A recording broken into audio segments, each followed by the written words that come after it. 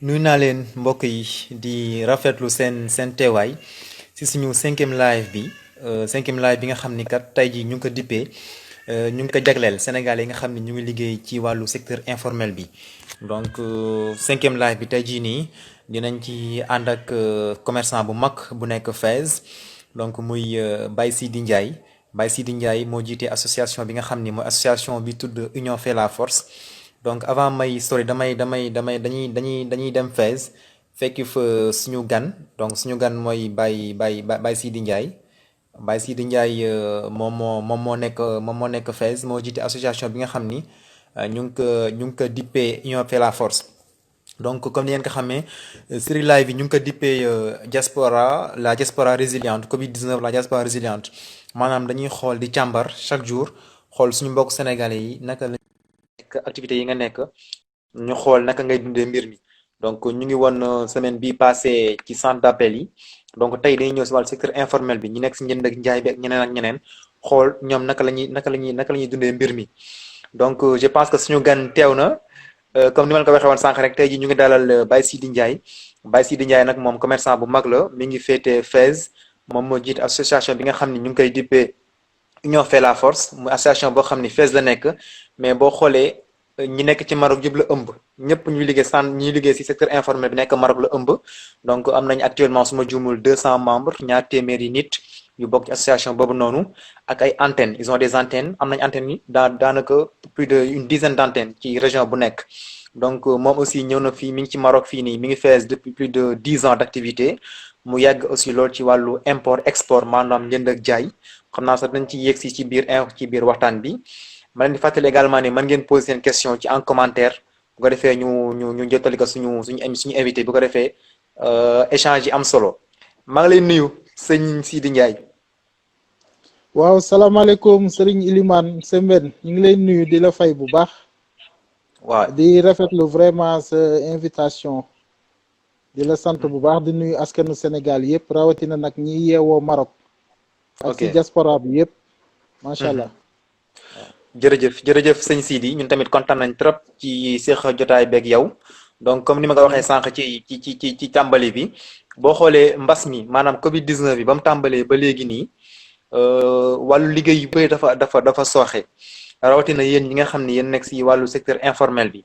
tey jii nii yan jafe-jafe la leen feebaru indil yan jafe-jafe par rapport ak confinement bi plutôt parce que boo xoolee ba feebar bi commencé ba léegi autorité dañ ne yenn liggéey dañ ko arrêté. yenn marché ñu tëj leen yenn bërëb bu jënd ak jaay yu bëri ñu tëj leen tey jii nii confinement boobu noonu yan jafe-jafe la leen jural yéen en tant que secteur informel. waa d'abord sëñ Ousmane. sëñ Ilimane Sembène. dama bëgg a ñëw tuuti rek ba may ñëw ci sa question bi. wax ñi ñooy ñan. waaw li ñu regroupé. si Union fait la force. dinañ si ñëw mais est-ce que dinañ si ñëw si biir waxtaan bi. waaw. waa kon ma ñëw directement sa question bi. waaw. waa effectivement depuis Covid bi ñëw. mu laal réew yëpp vraiment. waaw di si masawu ñëpp aussi. léegi nag ñun ñi nga xamee ni dañu nekk si diaspora bi rawatina Maroc bi ñu toog di wax. daf ñu ñëw laal directement muy secteur informel bi. waaw parce que xam nga sax ki nga xamee ni il a été embauché mi ngi liggéey si bërëb. xëy na am na assurance wala am na loo xam ne dinañ ko attribuer même bu toogee këram. effectivement. waaw mais koo xam ni moom lu mu xam mooy xëy ubbi kantinam toog fa. waaw. wala jël taabalam dem lali si marché ba. waaw. waaw wala jël otoom dem si souk hebdomadaire yi di jaay ñooñu ëmb. waaw buñ ne loolu yëpp tëj nañ ko il y a problème. tout à fait. waaw sax boo xoolee ñun pratiquement Maroc ak dëkk tubaab yëpp moodu ya fa nekk ci informel bi. 3 mois de travail rek la ñu am muy été. ok. waaw kon pratiquement bu fekkee dafa ñëw fu mu ñëwee muy avril jëm mars. février côté yooyu feebar bi duggee. dafa fekkoon ñu door a jóge ci hiver bi di ñëw ci été bi di séntu suñu ak koom. ok. waaw boobu fekk na niñ ko mën a waxee pratiquement lépp rës fekk na ñu def suñuy commande yu duggagul Maroc li nga jotoon ci xaalis nga investir ko say bagage des bitim réew mooy fi ngay jëlee léegi pratiquement mu fekk la ci sac vide waaw xale yi nga xamee ni dañuy dund le jour au jour dañuy dem taaba ci marché bi am ci seen dépense am lu ñu denc pour seen location loolu yëpp tënku waaw sa fii aussi xam nga ni dañuy respecter consignes yi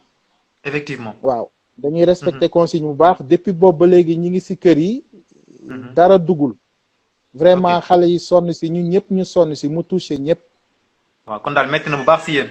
non metti na bu baax parce que li tax mu metti mooy jaayatoo amatoo ay ay revenu c'est vrai amatoo possibilité génn fenn sa ñi fi nekk ñëpp yoruñu seen kër dañu nekk en location waaw muy problème boo xam ni mu jàpp nit ñi bu baax a baax parce que buñ ne location même bu fekkee wax nañu ak bailleurs yi ñu dawal compréhension crédit lay nekk waaw justement sax par rapport ak waaw nga dagguma la nga baal ma par rapport ak location boobu noonu tey jii nii gis nañu effectivement xam nga tey jii boo liggéeyul yoroo xaalis daanaka doo mën a fay sa location yéen naka ngeen di jëm a gérer yooyu ak bailleurs yi j'imagine que du yomb non du yomb pas du tout parfois nag bu fekkee am nga ancienneté doon fay sa bailleur mu nekk bailleur bu compréhensif la mu compréhensif mooy bu li nga fi toog crédit lay doon kon juste après pande waa lépp lay doon parce que mayuñu la ko may amul kenn kuñ fi may location xam nga location yi ñu téye fayetuñu mooy yi nga xamee ni buur bi moo ko moomal boppam effectivement mooy xabu si waaw mais ki nga xam ne dafa tabax këram di ko loué am lu mu si yaakaar kooku du la ko may effectivement waaw am na ñoo xam ne dañuy dem sax bay attaqué xale yi ci seen kër di xuloog ñoom pour ñu fay leen bon waaw am na ok waaw mais liy dalal xel yi tuuti mooy am na autorité yu baax yoo xam ne dañ naan bu fekkee problème boobu am na mën nga dem si kii bi la préfecture bi la gën a kii nga wax ko ñu arranger problème bi mais doonu luñ lay may pour apaiser juste pour apaiser donc am ngeen cas yu mel noonu cas yoo xam ne Sénégal yoo xam ne seen baay dafa ñëw foofu noonu attaqué leen pour ñu dem si préfecture bi waaw mais dafa am noo xam ne noonu ngay procéder ak ñoom parce que man am na benn cas sax lañ ma woo boo xam ne direct ñi si def moom c'était pas trop méchant parce que wax rek la bu ñu ñëwee wax la da nga naan carrément je peux pas payer waaw mais bu ñu commencé liggéey dinaa commencé di la fay waaw xam nga mais il faut ñoom tamit ko naturellement il faut ñu xupp xool ndax mën nañ fa jëlee dara ok je vois léegi am na ñoo xam ne nag ku nekk ak ki ngay dajal ñoo xam ne daf leen di jaral xuloo indi ay problème stress la xam nga mais képp koo xam ne rek yaa ngi yor sa kër di ko fay rek bor bi mi ngi ci sa baat da nga koy fay ok xam nga d'accord kon bu fekkee boobaak léegi ça fait 3 mois xam nga léegi loolu yëpp bor la léegi nga war a commencer liggéey sa leer na moment bi ñuy ubbi liggéey bi soo ko commencé mois boobu dañ lay taxawu nga fay waaw absolument xam nga léegi crédit bi nag soit yéen xam ni ngeen koy étaler waaw léegi kon ba tey ko y'a problème parce que mi ngi mel ni nga toog loolu yëpp nekk bor kon boo commencé liggéey ay bor ngay fay waaw c'est clair hein waaw et pour te dire am na ñoo xam ne sax dem nañu am na xale yu nekk ci situation xam dem nañu ba amuñu lu ñu lekk ah bon mais bien sûr parce que supposons am na kër yoo xam ne tey c'est pas des familles c'est des jeunes célibataires ñu groupe en 5 à 6 personnes jël seen kër di fay di liggéey di fay di si dund di jàppale seeni parents au Sénégal léegi yow amatuñu benn entrée d'argent sa système liggéey bi yàlla moo lay dimbale rek mais mënoo denc fii pratiquement xale yi mënuñu denc au jour le jour le jour au jour été ngay profité pour 45 jours pour 20 jours pour gagner quelque chose hiver ñëpp xam nañu da ngay liggéey pour dund mais bu fekkee la nga doon liggéey pour dund dafa bloqué wu mais di nga dem ba doo am lu la lekk buñ la fekkul foofu ak ndimbal ok effectivement day métti te sénégalais yaa ma gën a xam esprit sénégalais boo xasee tukki mais yow dañuy xaar si yow ndimbal mais kenn ndimbal du ñëw si yow c'est clair absolument waaw c'est ça la triste réalité loolu leer na trop léegi kon tey jii nii léegi tey est-ce que mën nañ ci profité tey jii gis naa ni ñu bëri ñu ngi lay seetaan mu leen di nuyu au passage suñu téléspectateurs yi tey jii ban conseil ngay jox koo xam ni bailleuram dafa ñëw tey jii nii kat nekk pour mu fay te yorul mu fay ba nar indi histoire yow ban conseil ngay jox en tant que président association Union fait la force conseil bi ma koy jox bu fekkee quelqu'un boo xam ne dafa adhéré suñu association waaw muy Union fait la force ñoom xam tàmm nañ lool si ñun parce que ñun suñu numéro rien n'est privé chez nous. ok waaw bépp membre Union fait la force wala bépp sénégalais boo xam ni possédé nañ sama numéro wala numéro la vice-présidente mu koy nuyu de passage soxna Awatra wala le secrétaire général Cheikh Koné ñooñu tey numéro yoo xam ni ñun ñoo ko joxe si groupe WhatsApp bi. ok à n'importe quelle heure da ngay jël sa loolu lu ñu waxtaanee si bureau ba kenn amul droit rejeter benn appel wala nga tëdd sa liiroo benn message membre xam soxlaam dox ko. c'est important. loolu c'est important. waaw léegi nag kon bu fekkee dañu am problème bi mel noonu da ngeen ñuy saisir ñu wax leen fi ngeen di jaar mais message bi may jox en global daal boo amee ku la sonal ba sonal demal préfecture bi nekk sa quartier xayit bi nga expliqué ko ni ko man kat lii ak lii laa doon liggéey parce que ñoom nag ñoom seen service yi dara rawu leen xam nañ ku si nekk fi ngay yeewoo ak li ngay liggéey. c'est clair. nga leen nag j'ai un problème parce que confinement bi ñu moo ñu jàpp expliqué léegi kii daf may toppee location bañu ma fay mais bu ma amee laay fay. moom liñ koy wax dina ko calmer ba yow nga am sa temps fay mais l'essentiel boo liggéeyee bu la yàlla dimbalee nga fay. waaw loolu am na solo am na solo donc képp koo xam ni am na jafe-jafe yooyu rek ci wàllu location bi nga xam ni sa liggéey dafa taxaw nga dem préfecture bi la gën a jige nga expliquer situation bi nga xool nooy arrangé yaag sa bailleur am na solo. ba tey léegi par rapport toujours ak confinement boobu noonu sëñ Sidi Ndiaye boo xoolee d'après ay yenn xibaar yoo xam ni c'est pas encore officiel. wax nañ ni il se pourrait que confinement bi ñu prolongé ko donc confinement bi le 10 juin incha allah la war a jeex muy mercredi prochain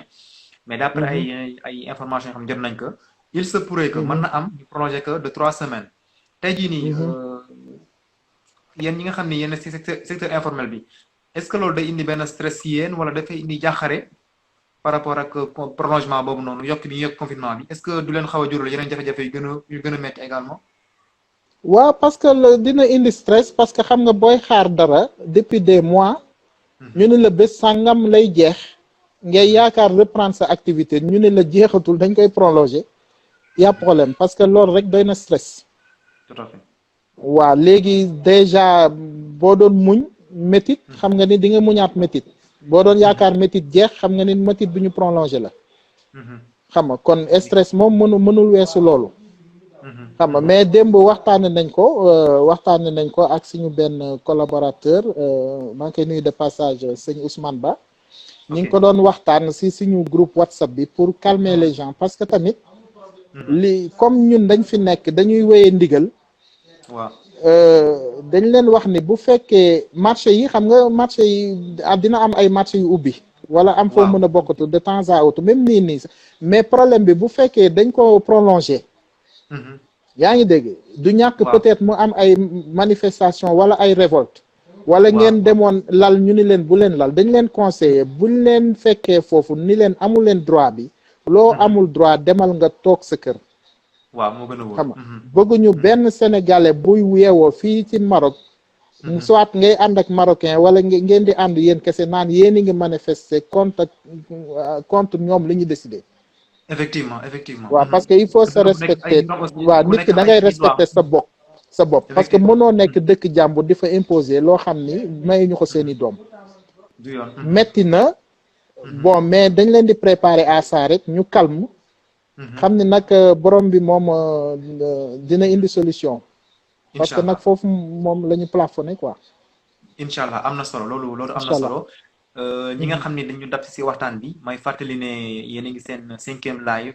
bi nga xam ni suñu série bi nga xam ni ñu ngi ko dippee Covid-19 la diaspora résiliente donc tey ñuy waxtaanee nekkinu secteur informel si jamonoy confinement bi donc suñu gan mooy Baye Sidi Ndiaye moom mooy président association Union fait la force association bi regroupé daanaka ñi nga xam ne ñoo yëngu si wàllu informel bi te nekk Fès ak yeneen régions yi nekk fii ci Maroc man ngeen poser seen question si en commentaire pour ko defee ngeen mën a bokk ci waxtaan bi sëñ Sidi damay ñëw léegi ci wàllu ndimbal yi nga xam ni état bu Sénégal da ko indi woon njëkkale ko diaspora bi parce que ba mbir mi tàmbalee état bu Sénégal dafa dégager enveloppe bu 12 milliards de francs CFA d'après ministère bi ñu dénk wàllu jëflanteeg bitim réew ak Sénégal yi nekk bitim réew ci loolu am benn pàcc boo xam ne dañ ko jagleel Sénégal yi nekk fii ci Maroc yéen est-ce que au niveau du secteur informel jot ngeen ci ndimbal yooyu noonu.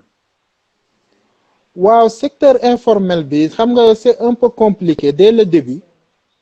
parce que bi ñu annoncé ndimbal yooyu ba ni am na lu egsi fii si Maroc dañu jekki-jekki suñu représentant consulaire yi ok woo tête d'association yi ni leen nañ leen jàppale si recenser sénégalais yi ok waaw parce que ñoom nag pour dire vrai consulat yeeg yooyu moom ñun moom amuñu kii direct pour liggéey ak ñoom bien que on a leur coordonnées mais duñu liggéey daal liggéey ñu ensemble je comprends parce que woowuñu ñu pour ñu liggéey ensemble je vois n'empêche que nag bu ñu amee soxla si ñoom dinañ leen ko wax waaw waaw mais cette fois-ci représentant consulaire de chaque ville comme ville bii ñu nekk Fès le représentant consulaire monsieur Kane moom moo ñu woo man mi nga xam ne damay gérer informel bi ak commerçant yëpp ak ñiy liggéey si kër yi tout woo le président des étudiants parce que ñoo nekk fii à Fès ku si nekk mu ni nañ leen jàppale si recensement bi c'est-à-dire recenser les Sénégalais on est resté 48 heures vraiment man ak la vice-présidente ak le secrétaire général vice-présidente def na sama kër ay 2 jours pour ñuy recenser Sénégalais yi dañ leen di recenser ainsi de suite bind envoyé ko monsieur Kane moom tamit mu def ko si Excelam xam nga ba ñu recensé woon boobu 214 personnes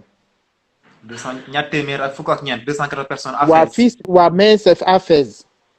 léegi ba ñëpp di am yaakaar ni liggéey bi jeex na xëy na xaalis mooy ñëw ñu jekki-jekki rek ni recensement boobu amatul yëf yi plateforme la ñu génn seen plateforme j'espère que vous êtes au courant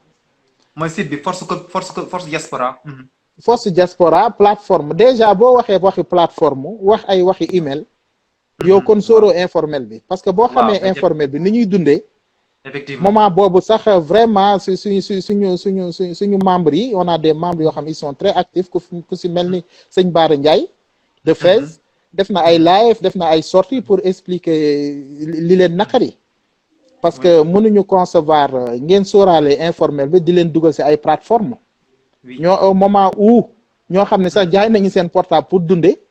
ñoo xam ne xamuñu sax lan mooy email nga ni da ngay ubbi plateforme boo xam ne da ngay am via email tout ça c'était compliqué pour nous mais n'empêche que on s'est encore organisé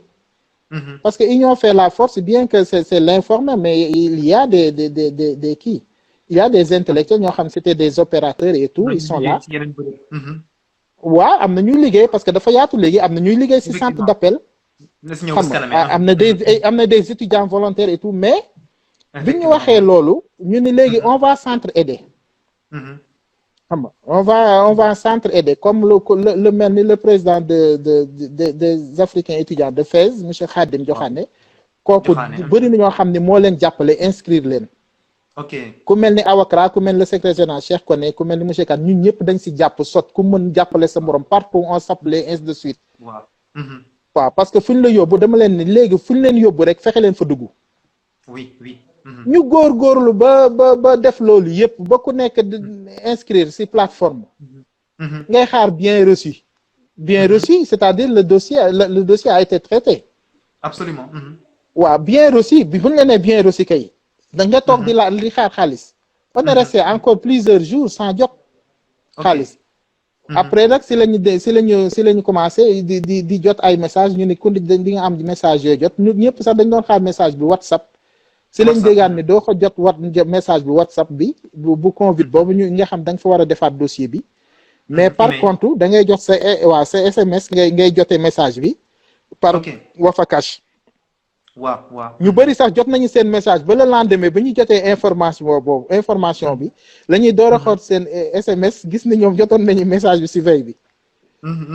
mais ñu kontaan c'était 804 dirhams les 50 000 la ñu waxoon ku nekk moom lay am mooy 804 dirhams ñu kontaan ñu bëri kontaan dem malheureusement ba ñu demee bu 10 demee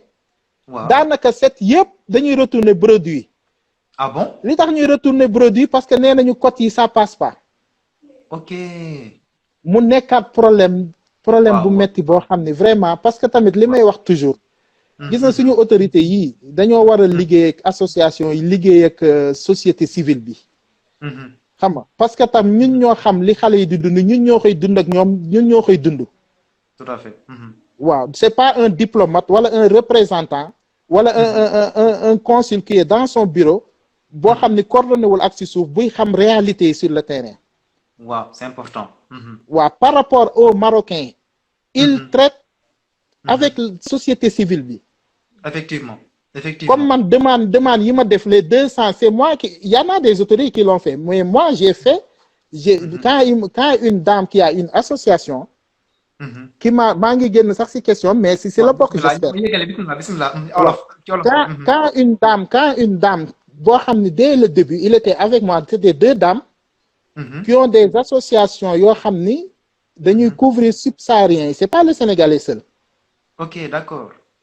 man ñoom seen numéro pour te dire amul benn autorité boo xam ni jox na ma ko. ok. man ku baax. moo ma ko jox un Marocain. waaw. waaw wax daf ma sax bu ma si fekk. c'est la première dame ni ma demal vers elle une dame très bien bi ma demee. wax ko kaawu sénégalais yi. ce jour même la ne ma ñëwal ma jox la 20 paniers en attendant. waaw waaye mooy panier nga doon distribuer su ma jumbul fan yii ci ginnaaw. non loolu c'était dès le début waaw c'était le début ça fait 2 mois peut-être 1 mois et quelques. d'accord et chaque semaine dinaa dem mu jox ma 15 ou 10 paniers famille. pour mu bañ a am rupture ñu nekk ci chaîne boobu pratiquement dem na ak man ba 75 paniers sax. ak beneen dame boo xam ne tam dañ ko mujj booleeg man. moom joxoon na ma 15 paniers mais moom li ma defal moo gën. parce que dafa ñëw c'est des bénévoles marocains quoi. c'est des bénévoles marocains moom li ma defal moo gën parce que dafa ñëw mu ne ma je vais te soutenir parce que xam naa ni yow li ngay def c'est social et que bëggoo ci dara loolu na ma ko waxee. mu ne nag sama association dama ni geste pour l'humanité kon humanisme lay seet ci nit. am na solo léegi rek dinañ ñëwaat ci wàllu ndimbal yooyu nga xam ne marocain ñu ngi koy joxe léegi est-ce que donc par rapport ak ndimbal diaspora bi est-ce que finalement kon jot ngeen ci. notamment ndimbal diaspora bi ma ñëwaat ci pour dire vrai moom c'est trop c'est au ralenti c'est calme. parce que man kër yi nekk Fès ak yeneen kër yi association yi groupe kii membre Union fait la force ak d'autres sénégalais sax parce que Union fait la force liggéeyul pour Union fait la force léegi. parce que dans Union fait la force il y a d'autres associations c'est une fédération yoo xam ne ñi ngi ci wala ñoo xam ne même seen membre bu ñu ci nekkul seen président mi ngi ci. ok. et on travaille sur le même programme que j'ai mis sur table. Inch'Allah. waaw léegi nag waaw jafe-jafe mi ngi ci léegi dama lay expliquer rek comme man par exemple à mon niveau 4 personnes inscrire nañu. ok. 4 personnes bu ñu inscrire. dans une famille. benn nit moo ci jot. ok. bon li ma vivre rek laa wax man par exemple moi je suis direct je te dis chez moi. absolument. on est des commerçants 4 membres de ma famille inscrire nañu. waaw. benn membre moo jot. ok. moi je le dis haut et fort. si Union fait la force. ñi jotul. moo ëpp ñu jot fuuf. ok parce que dañ leen wax soyez sage comme on criait da ngeen doon jooy naan jotu leen ku ci jot na nga ko wax. waaw. mais ñun atteindre ñu sax 50% ñun Union fait la force. ok. waa kon yéen ñeneen ñi tamit peut-être c'est pareil je sais pas mais man ci base. Union fait la force laa mën a wax parce que du ma wax lu ma xamul parce que du ma tooñ. effectivement tout à fait. mais bu ma sukkandikoo ci informel bi di Union fait la force ñun atteindre guñu 50%. waaw ça est au ralenti. ñoom nag nee na ñu ngi seen liggéey c'est lent c'est des problèmes techniques ou bien c'est des problèmes de finance ñoom ñoo ko xam parce que partagé wuñ ko ak ñun. ok waaw mais xamal nañ ni daal lu mu yàgg-yàgg ku nekk di nga jot ñi ngi xaar jot bi nag. mais nag tooguñu parce que il faut ñi ngi nii daal mi ngi noonu. loolu lañ si mën a wax donc daal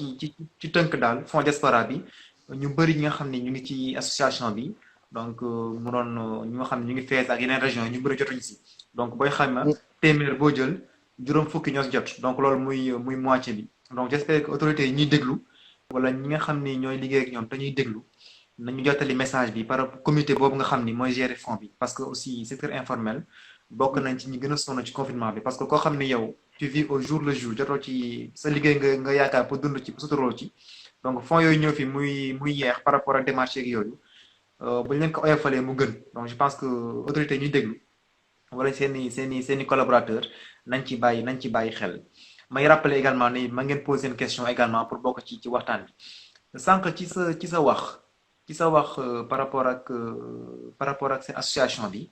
da ngaa tuddaale ne am na sax ñoo xam ne ñuy liggéey ci kër naar yi mooy suñu mbokk soxna yi ñu bokk ci association bi léegi laata ñuy ñëw ci association bi lu muy liggéey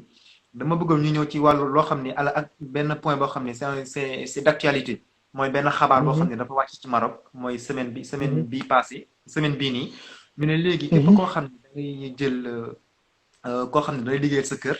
da nga ko war a utal contrat de travail utal que assurance maladie déclaré que CNSS bu ko defee muy am également retraite loolu yéen naka ngeen jàngatee xabaar boobu noonu ak aussi naka ngeen fas yéene taxawee soxna yooyu noonu pour ñu xam seeni droit laata ñu ñëw ci association bi. waa d'accord gis nga ñun suñu dañu am volet boobu aussi. parce que ñun dañ fi nekk pour askan wi. li tax Union fait la force a été créée. c'est pour venir au secours à ce catégorie cette classe moyenne. jàppale leen parce que Union fait la force ça fait 2 ans si kii rek lay fonctionner sax si WhatsApp. ok il y a un membre fondateur le président Seynou Loum maa ngi koy nuyu de passage il est actuellement aussi comprendre nga baal ma. waaw un jeune sénégalais qui était à Fès. moom quand il est venu vers nous ni nag dañu bëgg ñu jàpp si comme ñooy nekk mag yi parce que dafay ubbi groupe WhatsApp. tudde ko Union fait la force pour ñuy jàppale ñu rafetlu ko trop. parce que tamit dañ ma ne ñu rafetlu ko trop loolu aussi ñu rafetlu ko. waaw moom laa lay expliquer ma ni la dafa am benn jeune du nom de Seynou Loum mooy membre président fondateur bi. léegi kooku bu mu ko créé ñun la ñëw toogal ñun sage yi ñu waxtaan moom pour soutenir ko. sa bu mu ko créé daf ko teg ci sama loxo ma ne ko je peux pas diriger actuellement. mais yéen jeunes yi yéenay diriger ñun on reste conseiller. mu ne ma kon je te nomme vice-président et chargé du conseil ma ne ko d'accord. j'étais derrière lui man ak Soxna Awakra ak pas mal de sages à Fès. ñuy coacher affaire boobu ci WhatsApp.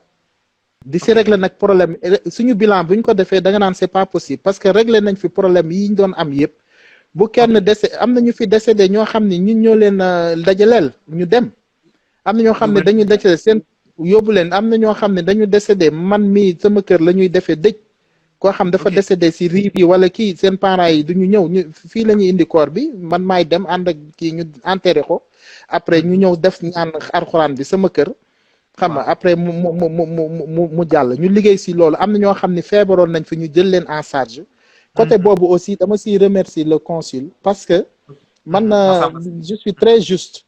parce que ñoom liñ leen di citer di leen wax c'est côté social mais côté administratif dama koy wax ci sama sortie bu nekk man j'ai pas de problème avec eux sur ça parce que saa yu ma soxlaa kayit muy certificat d'indigence bi may dimbalee sénégalais si hôpitaux yi su ma ko laajee 8 heures avant 10 heures dinaa ko jot ma siy remercier le vice consul parce que moom laa siy sonal tout le temps. ok dégg nga de waaw loolu moom on n'a pas ce problème si on a un problème de passeport boo demee si jour bi dinañ ko régler c'est bien on les félicite. mais ce qu'on demande mooy que ñu wàcc sur le terrain parce que li nekk si biti fii seen doom yi ñu ngi sonn trop. sa gisuñu fuñ koy jooyee parce que mënuñu leen jot. si ñun la ñuy ñëw ñu leen koy wax moo tax ñu leen di demander laaju ñu leen xaalis laaju ñu leen dara mais ñu ñuy déglu di ñu orienter kese lañ bëgg. am solo yaa ngi dégg léegi ma ñëw ci sa question si sa si café yooyu waa kër yi dama la koy wax parce que dama si am cas nii. ok waaw dama si am cas li tax ma am si cas. ñoom dañuy souffrir si kër naar yi trop. effectivement. waaw dañuy souffrir parce que naar yi dañ leen di jëlee fële ñu ñëw bu ñu ñëwee si contrat la ñuy ñëwee. am na ñoo xam ne dañ fi nekk bon ñoom nee nañu ñoom ñooy xaw ma ils sont à jour wala am nañu kayit mais am na ñoo xam ne daal dañ fi nekk ñoom nee na ñooy indil xale yu jigéen yi naar yi. te ñoom bu contrat bi waaw duñu ay agence sax parce que agence di nga am contrat di nga am yi nga fi cité léegi xanaa. mais nag nga indi xale bu jigéen ay particulier da ngay indi xale bu jigéen jox ko naar bi. nga ni ko temps lañ koy fay xëy na dinañ la jox benn pécule. xam nga jël sa pécule dem si la xale bu jigéen bi di gëj a dégg léegi xale bu jigéen bi xamul Maroc amu fi mbokk nga bàyyi ko kër naar yi muy sonn naar yi du ko maltraité du am benn vie amul repos amul heure xam nga man si union fait la force comme ni ma leen wax nous sommes une famille cette semaine passée kenn koo xam ne dëkkul fii sax daf ma woo ni ma à Fès am na benn jeune fille bu fa sonn dañ ko boole ak moom ñu ni ma naa la woo ma ne ko jox ko sama numéro mu woo ma bi ma waxee bu ma expliquer problème am dafa métti parce que une fille sa nga xam ne situation Sénégal dafa métti une fille boo xam ne am na bagam plus 3 situation jàpp ko ba mu ñëw di liggéey si kër naar ok xam nga ñu koy maltraité xam nga fii boobu boo koy liggéeyloo di ko maltraité doom yi joxuñu respect fii bi mais dafa claqué mu ni leen nag je quitte ça elle a fait 4 mois femme bi ni ko tu vas quitter mais doo yóbbu dërëm parce que les 4 mois dinaa si génne billet bi ma la passaloon elle est sortie de chez la dame avec 0 dirham quand elle m'a appelé ma ne ko ne t'en fais pas jëlal taxi nga jox ma ko xamul sax fan la nekkoon si biir Fès tellement que bu mu duggee la gëj a génn xam nga parce que dafa ñëw rek confinement bi am bu ma joxee le chauffeur de taxi ma jox ko sama adresse mu indi ko c'est moi qui a payé le taxi après mu wàcc bu mu wàccee ñëw léegi elle vit en famille avec moi c'est hier que j'ai eu sa maman mu ni ma bi ma ko waxee sax automatiquement dama ci instant yi j'ai eu la diarrhée vous m'excusez du terme ndax tiit waaw ma ni ko nag waaw ma ni ko dalala sa xel parce que elle vit en famille sa incha allah xëy na mën na am situation meilleure dans l'avenir kon ma lay xamal ni sa loolu du fi jóg amul benn 2 mois bu may toog sa oma kaa bu mel noonu si kër naar yi ok je vois voilà léegi nag kon loolu il faut ñu jox ñu def benn système soit consulat def liggéeyam naar bu fu nar a jël benn sénégalais bi bu ñëwee naar bi sénégalais bu ñëwee na dem directement consul jënd carte consul ki koy jël patronam man j'aurais préféré ñu régler contrat au niveau de notre consul si c'est possible diplomatiquement wala administrativement loolu war nañ ko instaurer oui waaw c'est ça am na solo loolu am na solo par rapport ak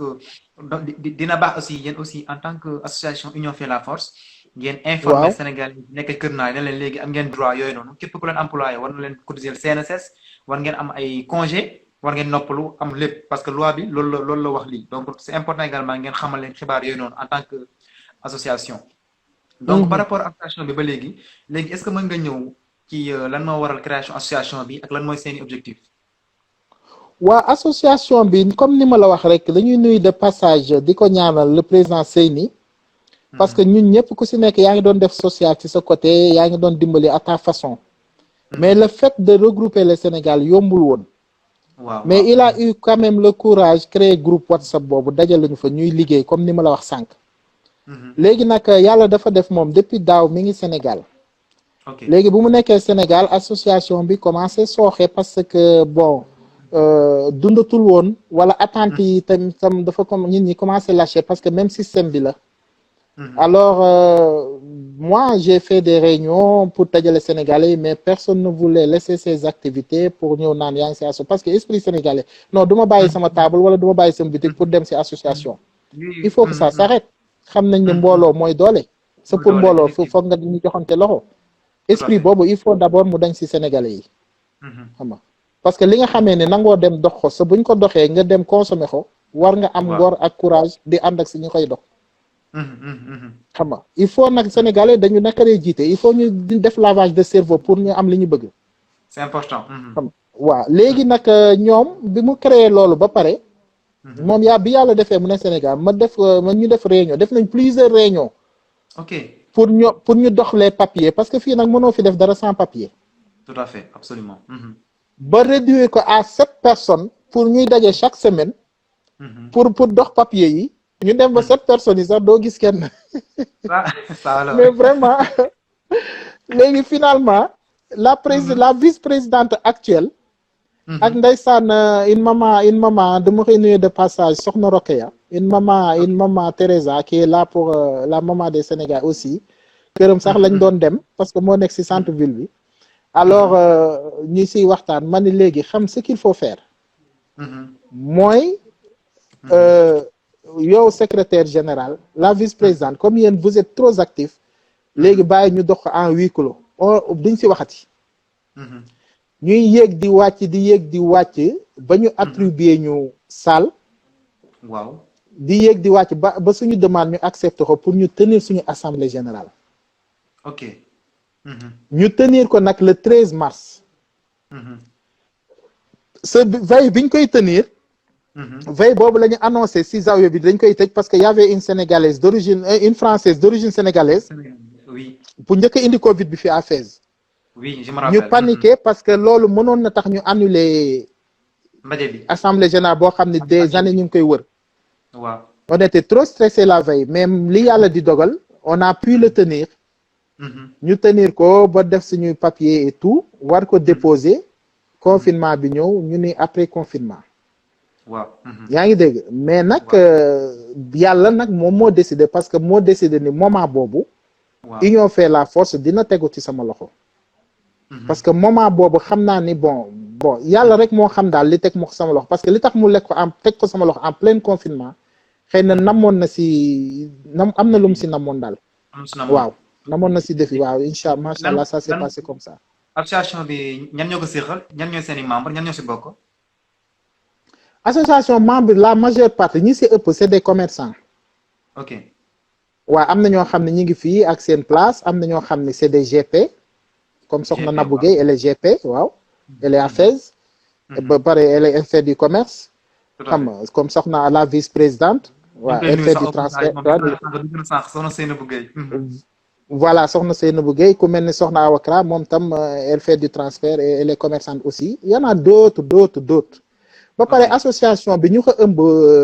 Sembène booy wër social moom bu leen jéggi xam nga li tax parce que c'est des gens courageux yoo xam ni tey jii am na ay mag parce que man mii di wax ak yow si mag yi laa bokk waaw mooy les sages xam nga waaw ñi nga xam ni 50 ans jëm kaw tu deviens sage sa tamit am ñoo xam bi ñu fiy dugg romb nañu 40 ans ok parce que association bi ku mel ni man ak ñeneen ñoo xam ne c'était des opérateurs au Sénégal xam nga toogoon si benn amoon benn teranga wala nekkoon si benn entreprise avec des employés yàlla mooy weddi bu yàlla weddee nga ñëw installé au Maroc waaw yeneen jigéen yoo xam ne tey jii dañu nekk ay veuve dugg Maroc pour seen famille ñoo xam ne tey jii dañu seen jëkkër dañu tàggoog seen jëkkër yor njaboot ñëw pour jàppale seen njaboot ñooñu ñooy union fait la force xale yoo xam ne dañ doon ñëwoon fii ñu nax leen ñoo xam ne dañu ñëwoon fay xaalis ay millions pour dem ñu nax leen planqué leen fii ñooñu ñooy union fait la force xale yoo xam ne dañu ñëwoon amoon espoir ni mën nañ jaar si Méditerranée bi ñuy waxtaan ak ñoom ba ñu mën a toog wala tey amuñu possibilité jàll ñu far toog xam nga ñooñu ñooy union fait la force xale yoo xam ne tey jii seen kër bu ñu añee du ñu reer mu metti trop ñu jaare Mauritanie benn 60 000 la ñu am di yéeg di wàcc ba dugg Maroc ñooñu ñooy union fait la force xam nga ils se lèvent tôt ñu ngi si souk hebdomadaire yi ils font des montagnes il faut partout ñu ngi si souk yi ñëpp leen xam ay jàmbaar lañ ay jàmbaar lañu ba pare nag marocains yi reconnaître ko parce que le jour où j'ai rencontré la dame là qui m'a donné les premiers paniers à Fès bi ma ñëwee nekk moom doon na œuvrer si social pour les Africains subsahariens mu ni ma bi ma waxtaan ak moom mu ni ma c'est la première fois ma gis sénégalais bu ñëw taper à mes portes et pourtant il y a beaucoup de nationalités yu fi ñëw ma ne ko effectivement c'est dû à la pandémie parce que ñun xamuñu ñaan xam nga parce que yeneen nationalité yëpp ku nekk xam nañ woon ñu ngi si feu rouge yi di tàll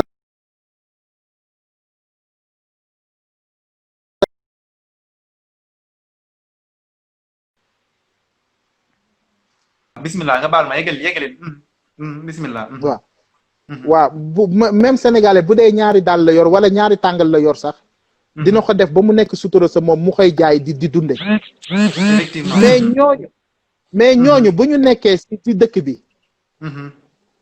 ñooñu bu ñu nekkee si dëkk bi nekk fi ak autorités yi nekk fi ak ay association nekk fi ay kilifa yoo xam ne xam nañu fi ñuy teg suñu seen tànk waaw xam nga comme ni ma leen di wax ñu créer des bandes d'intellectuels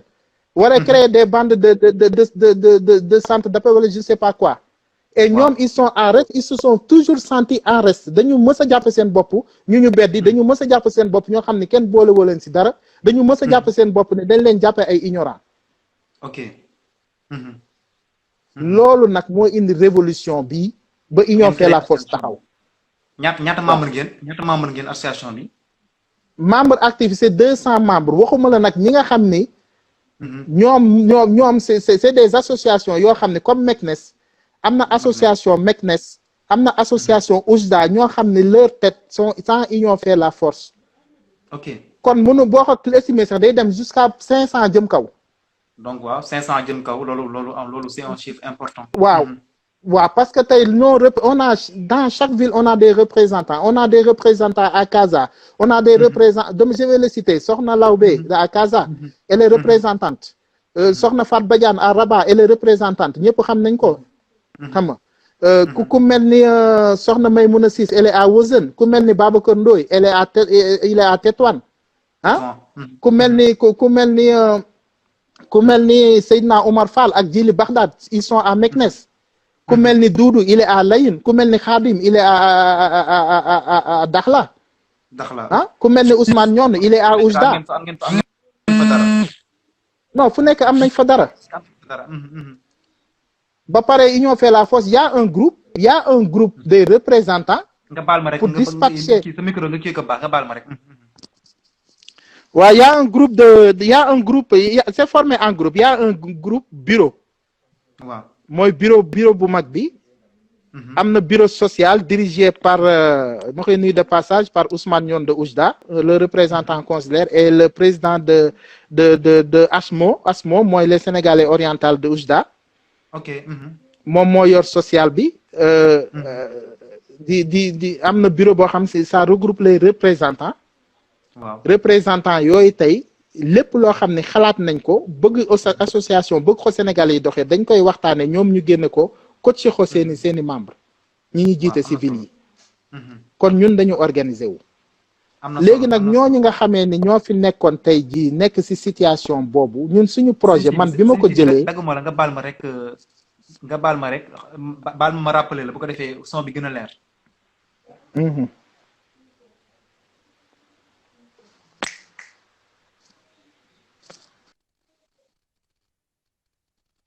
waaw mbokk yi ñi nga xam ne ñu ngi soog a teewlu may fàttali ni ñu ngi yéen a ngi seetaan seen émission live numéro 5e live tey ñu dalal Baye Sidy Ndiaye moom nga xam ne moo jiite association bi nga xam ne mooy Union fait la force. Union fait la force association la boo xam ni dafay dajale Sénégalais yi nga xam ne ñu ngi yëngu si secteur informel bi nekk Fès ak daanaka région yu bëri ci Maroc ñu ngi la waxtaanee ak moom point yu bëri ñu ngi toll woon ci wàllu association bi lan moo sabab création bi ñaata nit ñoo ci nekk ñaata membre ñoo ci nekk. donc ñu amoon quelques soucis techniques mais nañ delluwaat bu si kanamee léegi nii Fès fekk ka bu ko defee ñu gën a yeggali waxtaan bi waxtaanee nañ jafe-jafe yi nga xam ni Covid 19 bi maanaam confinement bi moom la am seen i liggéey waxtaanee nañ ñi nga xam ni dañoo am jafe-jafe ci wàllu fay seen location ak naka la ñu mën def ba loolu mbir moom noonu mu faju waxtaanee également par rapport ak ndimbal bi nga xam ni diaspora bi nekk fii nii moo ko moom ba ndimbal bi ñëwee ñoom gis nañ ni kat seen mbokk yu bëri yi nga xam ne ñu ngi si association bi jotuñ si. donc waxtaan nañ ci également donc su ma jumbalee mi ngi en ligne donc damay delluwaat Fès rek fekk fa sëñ Sidy Ndiaye bu ko defee ñu yeggali waxtaan bi ñu ngi toll woon ci association bi ak ñaata membre lañu woon ak lan mooy seen i mbëbët lan mooy seen i objectif donc loolu aussi baax na si ñu xam ko tuuti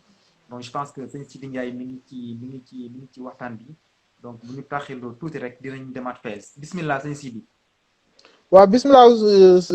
Ilimane maa ngi lay dégg. waa ci bismillah waaw ñu ngi toll woon ci association bi ñaata membre ngeen ak lan moo waral création bi yaa ngi doon lim par rapport ak seen membre yi région bu nekk. waaw ñi nekk ci groupe WhatsApp bi parce que au nombre li ma la wax rek membre yi nga xam ni vraiment actif lañu 200 ñi ngi ci. mais ñi nga xamee ne parce que comme ni ma leen ne fédération dafa bëri ñoo xam ne tey jii dañu créé woon seen petite association.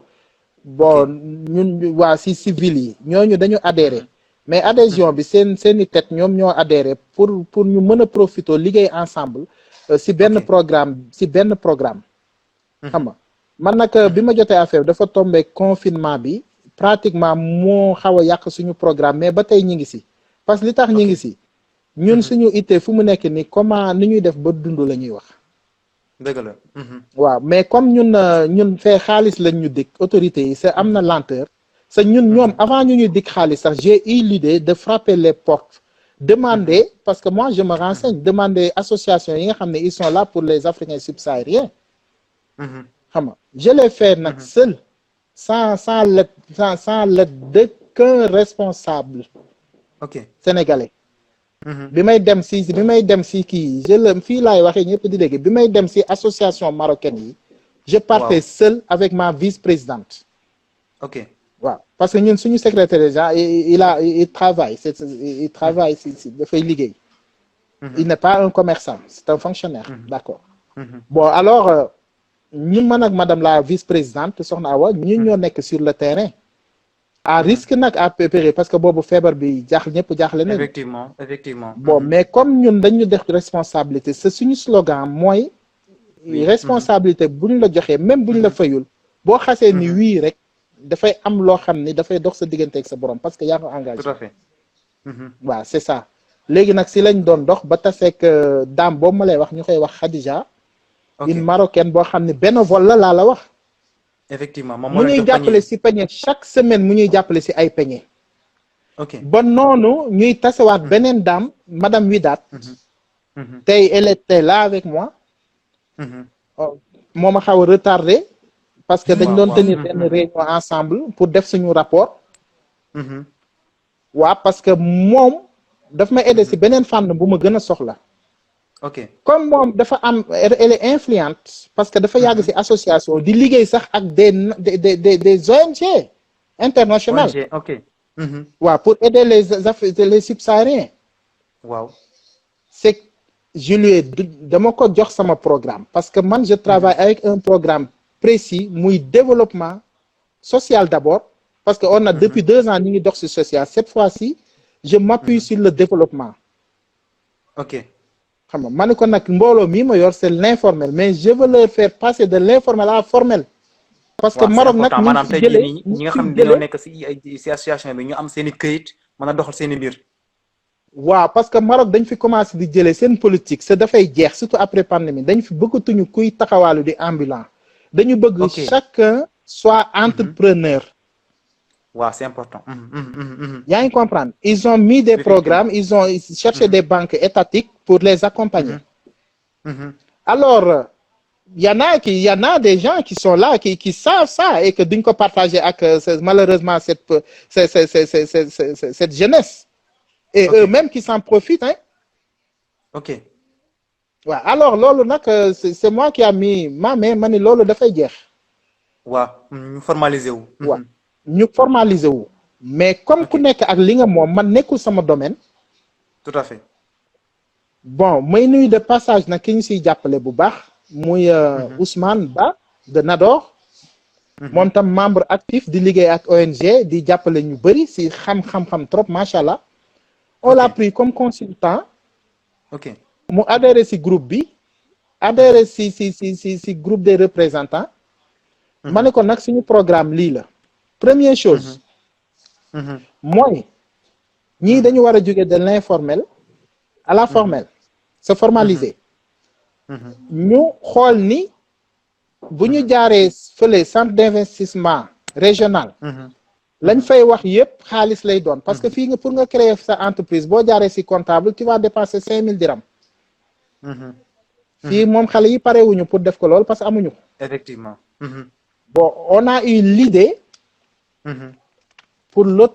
l'entrepreneur. auto-entrepreneur statut auto-entrepreneur. waa auto-entrepreneur c'est pas marocain sax d'origine c'est français.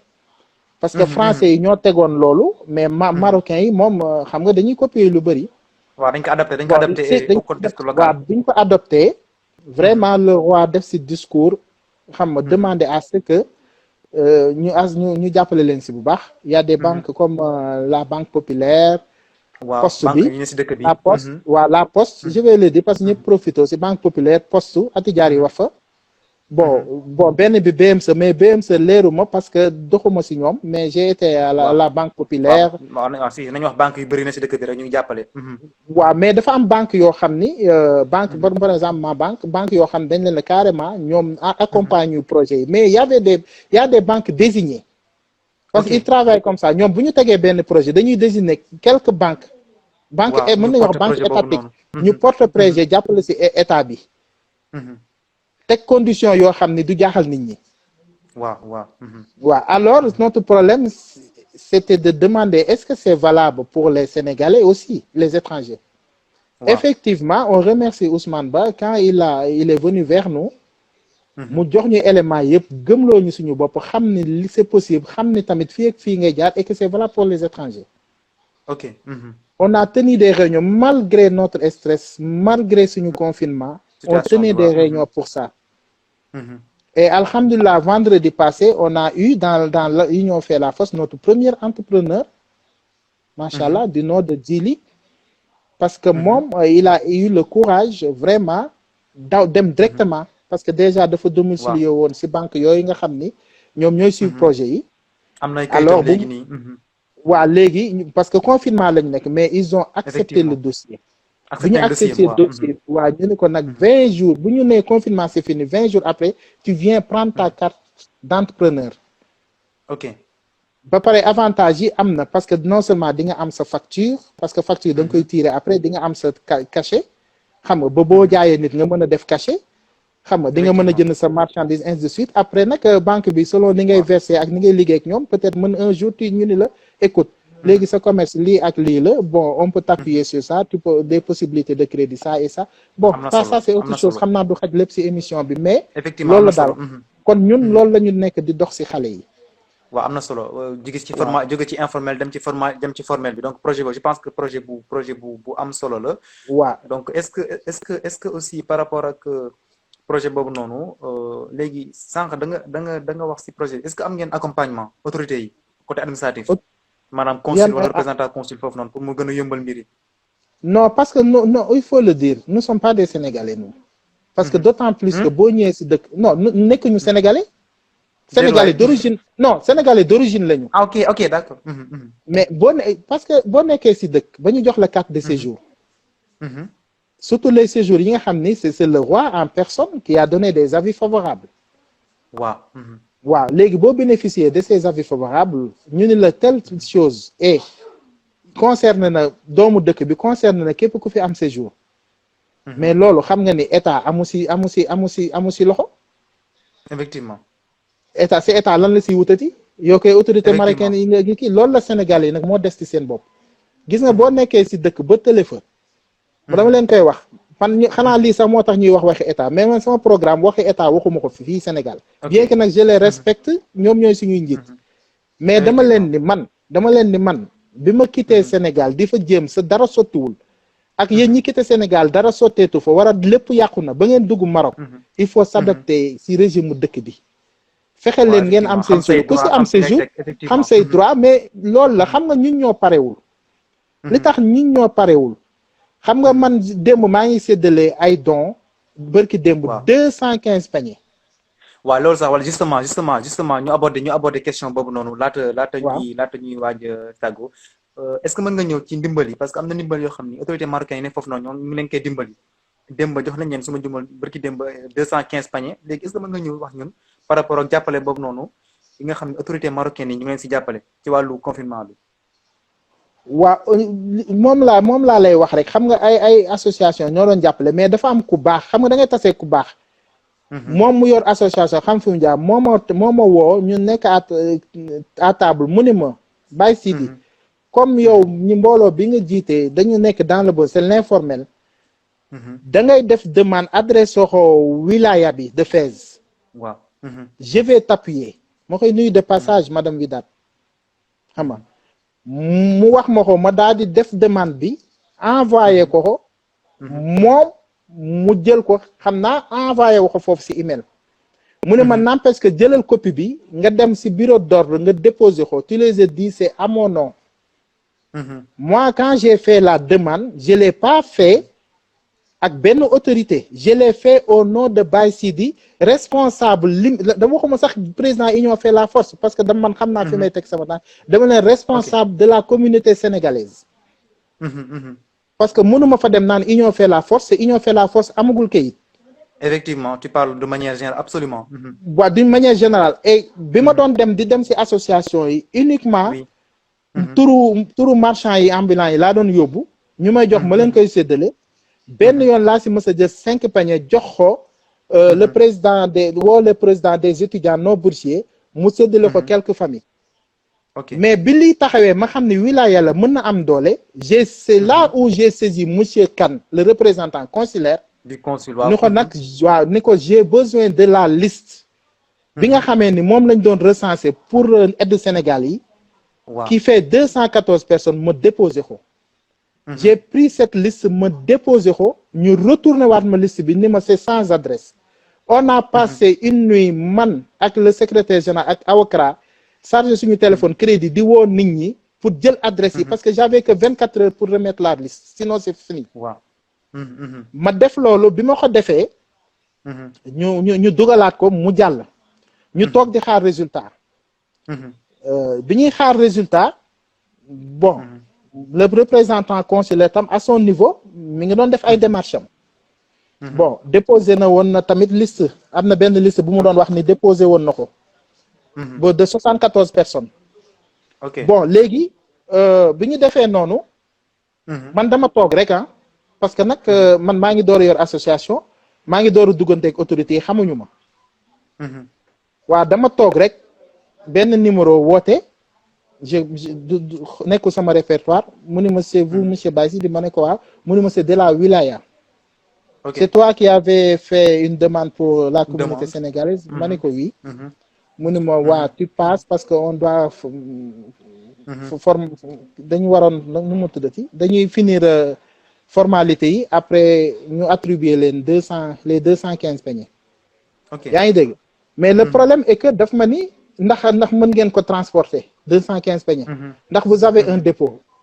j'avais ce problème parce que man sama kër yi 20 paniers yi 30 paniers yi mënoon naa ko indi sama kër woo gars yi benn ñu jël si ko sans créer benn boucan mais 215 paniers xaju si kër parce que sinon di nga sonal voisins yi sa dañu nekk confinement alors c'est là où j'ai saisi la femme vraiment mu ni ma ne t'en fais pas je vais prendre en charge tout je vais te donner un dépôt et tout une Marocaine alors j'ai appelé à monsieur Kane pour l'informer ni ko en fin de compte liñ doon sonn yëpp nag pañe yi woon nañ ma ni pañe yi feeñ na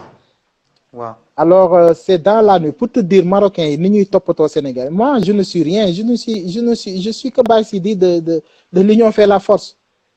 Mais pour te dire le numéro de tout Fès, je peux dire après le gouverneur m'a appelé au téléphone à 9h, 21h, ni ma Baye Sidi ma ne ko bi mu ne ma mais qu'est-ce que tu comptes faire pour distribuer ta communauté? Xam nga mais ma ne ko immigré bëgg naa ñu ràññee leen lépp ci dëkk liggéey yi ngir njaboot gi kuy jox ku ne di tax ngay jooy. waaw mbokk yi maa ngi teewaat ci ñaareelu pàcc bi nga xam ni suñu waxtaan bi nga xam ni tey ñu ngi ko jagleel wàllu secteur informel bi naka la ñuy dundee tey jii nii confinement bi fii nii au niveau du Maroc rawatina suñu mbokk sénégalais yi donc première partie bi moo jàll noonu.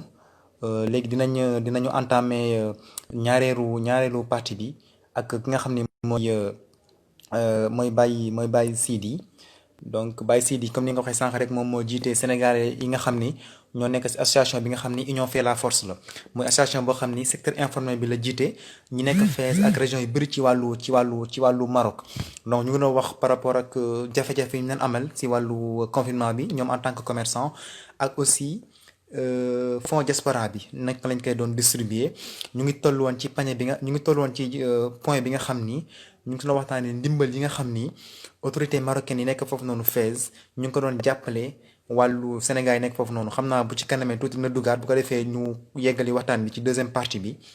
donc di rafetlu également mbokk yi nga xam ni ñu ngi suivre ak téléspectateurs yi donc di kontaan seen teewaay di leen wax ni ma ngeen poser seen question en commentaire bu ngeen amee question ma ngeen ko poser bu ko defee ñu dugg ci ñu yeggali waxtaan bi donc li ñaareelu pàcc waxtaan bi bu ko defee ñu continuer discussion yi ci Sénégal yi nekk foofu noonu Fès ak ñi nekk ci région yépp ñi yëngu ci wàllu informel bi xool naka la ñuy dundee confinement bi ak naka la ñu mën a jàppalee ba mbir mi gën a oyof seen côté donc je pense que Baye Sidi mi ngi ci yoon bi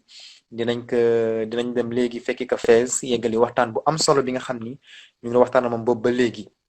je pense que ku nekk mi ngi si jàngee lu bëri ci wàllu waxtaan bi ñu ngi xam mbokk yi ni ñuy dundee suñu mbokk sénégalais yi nga xam ni ñu si bëri ay commerçant lañ ñu si bëri seen liggéey lañ yaakaar pour mën a dund ñu si bëri tey jii nii seen liggéey taxaw dañoo am ay jafe-jafe pour fay fi ñu dëkk fay fi ñu nekkee ak leneen ak leneen donc Baye Sidi mi ngi Fès donc je pense que bu yembee rek dinañu dem Fès fekk fa Baye Sidi bu ko defee ñu wëyal waxtaan bi donc waxtaanee nañ activités yi nga xam dafa arrêté par rapport ak ñoom commerçant ak ñeneen ñi waxtaanee nañ stress bi wàllu confinement bi donc Baye Sidi teewaat na donc sëñ Sidi ñu ngi ci ñaareelu pàcc waxtaan bi nga toll woon ci dimbal yi nga xam ni autorité marocaine yi nekk Fès ñu ngi koy leen dimbali yéen association yi est-ce que mën nga yeggali par rapport ak dimbal yooyu noonu waaw mën nga lay wax rek comme gis nga compétence autorité marocaine yi parce que ñoom s'il s'agit de social ils préfèrent traiter directement avec la société civile parce que ñoo tax ñoom ils ont mis des associations sur place nga xam ne dañuy xam naqari nit ñi di ko dund ak ñoom xam nga bu dara yu mel ni amee ñoom la ñuy contacter duñu contacter consul duñu contacter kenn ki ñu fa gën a reconnaître ki ñu fa gën a jàppale mooy ki nga xamee ni dafay vivre dans si société civile bi mooy ki yor association société civile bi waaw est-ce que xam nga li ma la wax bu baax effectivement xam naa bu baax li nga wax waaw par contre ak Sénégal moom ka ñuy jëflanteel mooy homme politique bi wala ka nekk si bopp je ne sais pas quoi gis nga dafa am loo xam ne société civile bi moo ko moom muy Sénégal muy feneen si tubaab yi loolu lañ ñu rawee fii tamit loolu la ñuy aborder gis nga bu dara xewee dañuy dem sa suuf xam ñoo koy dund ñooñu ñoom nga ko mën a jox mu jëriñ ko ñu koy dund parce que ñoom dund nañ ko je comprends man c'est ce que j'ai compris parce que nag bu ma toogee man ba troisième personne de l'état marocain fii à Fès à 9h 21h mu woo ma waaw ni ma lan mooy sa soxla ndax am nga foo distribuer ma ne ko on m'a proposé parce que la dame qui m'a aidé vraiment madame Virat m'a proposé logistique bi proposé na ma protection yi parce que yooyu leen demandé ak benn milieu boo koy distribuer parce que dañu bëggoon fu espace ak des entrepôts et tout mu ne ma tu viens demain en réunion on va tenir une petite réunion écoute-moi c'est là où j'ai appelé monsieur Kane jotuma ko ma bàyyil ko message les messages sont avec moi ma ne ko le wilaya bi de woon nañ ma xam nga attribué nañ ma peñe yi mais comme dañ si nekkoon bon comme vraiment je donne le respect hiérarchie dama koy topp c'est notre représentant consulaire ma ne ko léegi jox nañ ma peñe yi mais ñi ngi may wax transport xam nga ainsi de suite j'ai les audio mu ni ma bon d'accord bu mu kii mu ni ma dafa doon nelaw mais demal rek après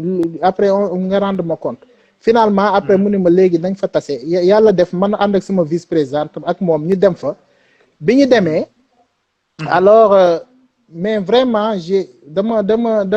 dama xam ni non vraiment ñii dañuy liggéey waaw ñu leen dañ leen toppatoo. non bi ma demee bi may taxaw si buntu bi sax moom la troisième personnalité de mi ngi may woo naan ma mais Baye Sidi où tu es nous sommes là depuis 30 minutes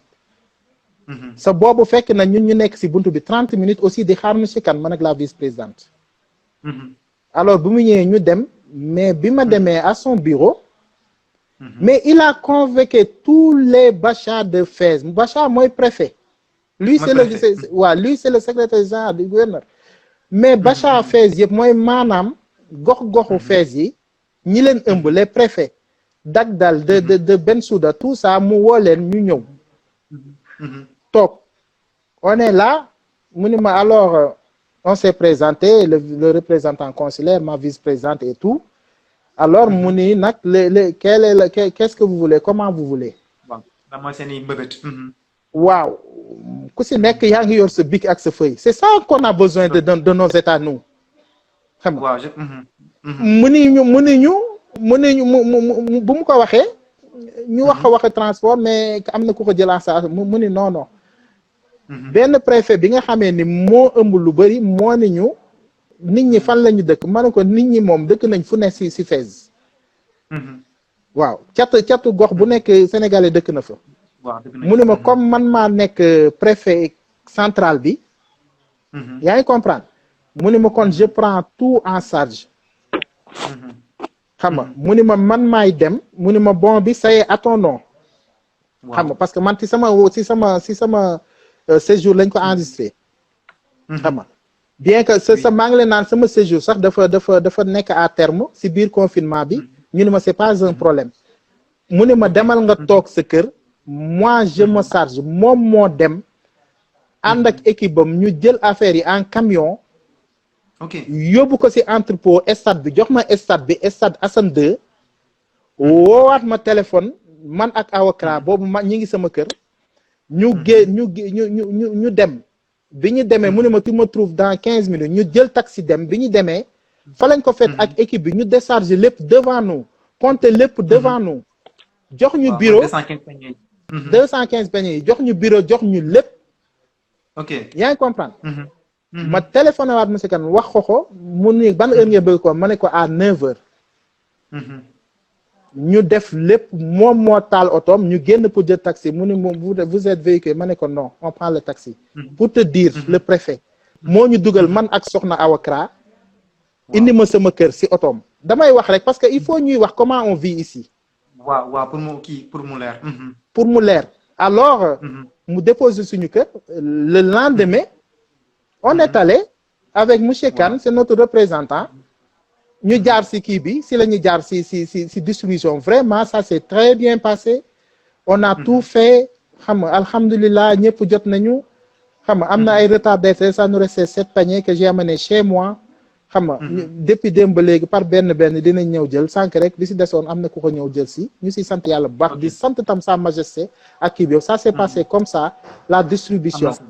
léegi nag ñi ngi ci rapport yi parce que il faut ñu def rapport pour jébbal leen ko xam nga am na solo waa remercier leen en même temps am na solo par rapport ak ndimbal boobu noonu nga xam ne autorité marocaine yi ñu ngi leen koy jàppale maa ngi gis ci commentaire yi en live ñuy wax ni am na ñoo xam ne dañoo bëgg a dugg ci waxtaan bi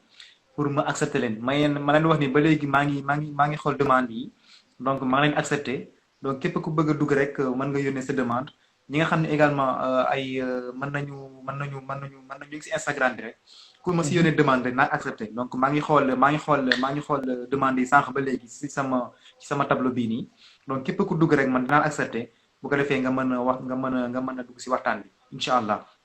donc am na solo par rapport ak fi nga doon wax sànq sëñ Sidi donc si li ñu comprendre autorité marocaine yi nekk Fès taxaw nañ leen jàppale nañ leen ci ndimbali parce que tey jii boo dimbaleen ci lu toll 215 paniers dalal ko yombal ko transport bi loolu du lu ndaw donc loolu également jar na souligner may wax ni également ñi nga xam ne ñu ngi suivre mën nañ poser seen question en commentaire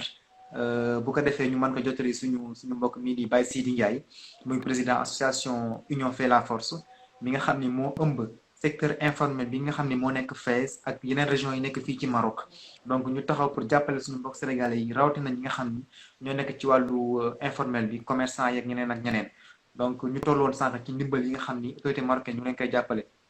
donc tey jii nii sànq am nañ question monsieur Ndiaye par rapport ak am na ku ne tey jii nii est-ce que gisoo ni ngeen dem lëkkaloog waa ARCEREM di ngeen gën a am doole bu ko defee mbooloo mi gën a bëri bu ko defee saafara yi gën a yomb looy tontu ci question boobu noonu.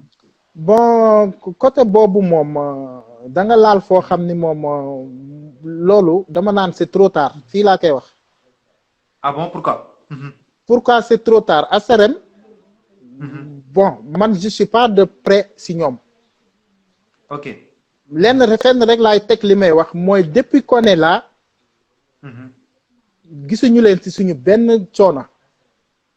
ok. ñun ñooy débrouiller suñu informel bu bopp. am nañu représentant Fès suma jumul ARCEREM. moo boo ma waxee tur bi peut-être dinaa kii mais man je m'occupe pas de ça xaw ma sax kan mooy représentant ndax am na sax Fès amu fi wala bu fi amee tamit man je suis pas au courant. Ben je pense waaw. waaw peut-être am na fi je n'en disconviens pas. ok xam nga bon am na lu fi xewoon ainsi de suite. effectivement ils sont revenus bi ñu ñëwaatee def benn bureau je sais pas pour changer les choses. xam nga changer yenn nu muy doxalee ainsi de suite ils ont fait des propos peut-être intéressants du ma ne c'est pas intéressant mais nag dafa fekk ñun jóg nañ ba pare. ok. waaw boobu fekk na union fait la force juddu c'est comme union fait la force juddu na. je crois si kaw la ñuy fekkante du doon si suuf. ok d'accord. donc d'accord li ma comprendre mooy da ngeen dem ba gisoo leen seen bopp ci association moo tax ngeen créer seen kuréel pour yéen. gisuñu si suñu bopp man moment yooyu sax pour dire vrai. je m'occupais pas des associations parce que man dafa am lu si lu ma nekkoon. xam naa ni daal li nga xam ni jigéen na ma sama mën ko gérer je le gérer les jeunes yi ma jigee woon dama leen di wax ni au ma jot ku ma jigéen nag di nga bénéficier ci samay idée wala ci samay projet parce que j'avais tas de projets yoo xam ni mënuma si woon dara kon ku ma jigee rek dinaa la teg si code boo xam ni di yàlla dina la si dimbali. alors je m'occupais pas de ça mais jeunes yi ñoom vraiment dafa am lu ñu doon dund si côté boobu. mooy li ma la wax rek loolu moo non mooy duñ leen gis si li ñu soxla. ok gis nga kii nañ waxante dëgg gis nga fii yàlla rek moo fi am nañ ma jël si sax suba yàlla moo fi am. lu dul yàlla nen la gis nga booy yii nekk union fait la force muy secteur informel bi dañ leen mësul faale si dara. ok xam nga koo fi woo si la lay wax. si ki mu lakkandoo la lay wax. wala lu mu lay wax mooy bon j'ai pas le temps ainsi de suite. wala liñ lay njëkk a imposer mooy da ngay adhérer ASRM ba pare. mais yow bu fekkee social moo la tax pourquoi yow carte ASRM ñoom pourquoi ñu teg ni tant que jotoo carte ASRM duñu faj sa soxla c'est que union fait la force amagul kayit c'est pourtant soxla ñëpp la ñuy faj amul ASRM ñun doomu Sénégal bi moo ñu ñor. ok am na ku commenté muy Abdou Diop suñu doyen Abdou Diop nee na moom Modou Kane mooy représenté ASRM foofu noonu à Fès te mi ngi def liggéey bu am solo est-ce que yéen a ngi déggante Modou Kane moom.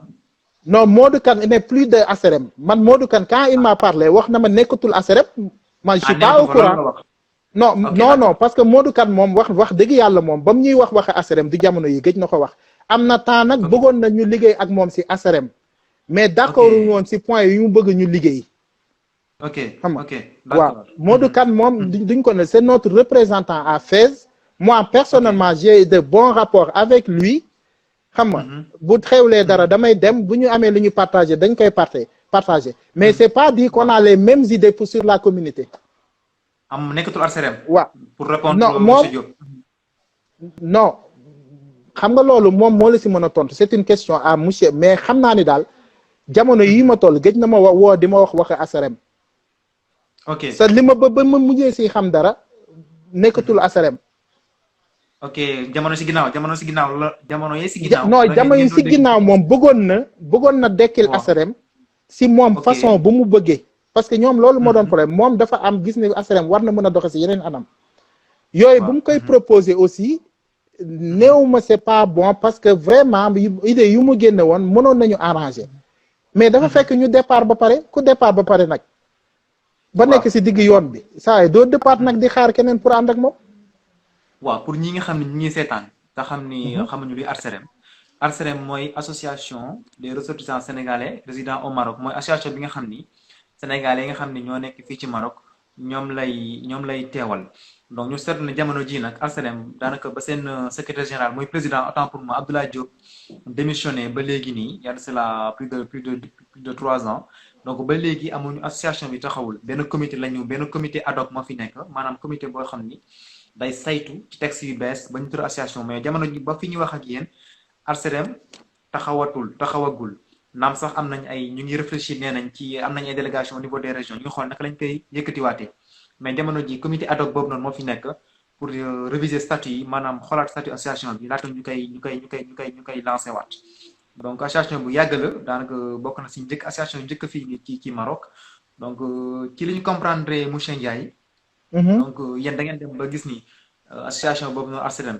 seeni soxla wala seeni jafe-jafe taxaw ñu si moo tax ngeen créé Union fait la force boobu noonu donc est-ce que tey jii nii c'est vrai que taxaw ngeen en tant que Union fait la force am ngeen membre yu bëri mais comme ARCEREM mooy association bi nga xam ni mooy daanaka association wala maire maanaam moo ëmb Sénégal yi nekk fii yëpp ci Maroc te yàgg nañ fi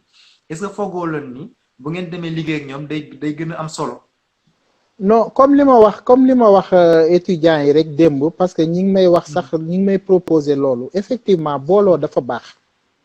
waaw mais booloo boobu bu nekk du doon li ñuy wax naan da ngeen di sotteeku si ARCEREM pour être des membres ARCEREM on peut pas être membre de l'ARCEREM. ñun on a notre union fait la force seen dinañ si xaru nag ba fu ñu mën a yem. mais tey jii ARCEREM bu fekkee teg na benn programme boo xam ne dafa concerner sénégalais yi mën nañu liggéey ak ñoom si loolu. waaw ñu ànd ak ñoom liggéey. ñu ànd ak ñoom liggéey mais c'est tout après ku nekk da ngay fatu. mais duñu dugg seen néeg ñoom.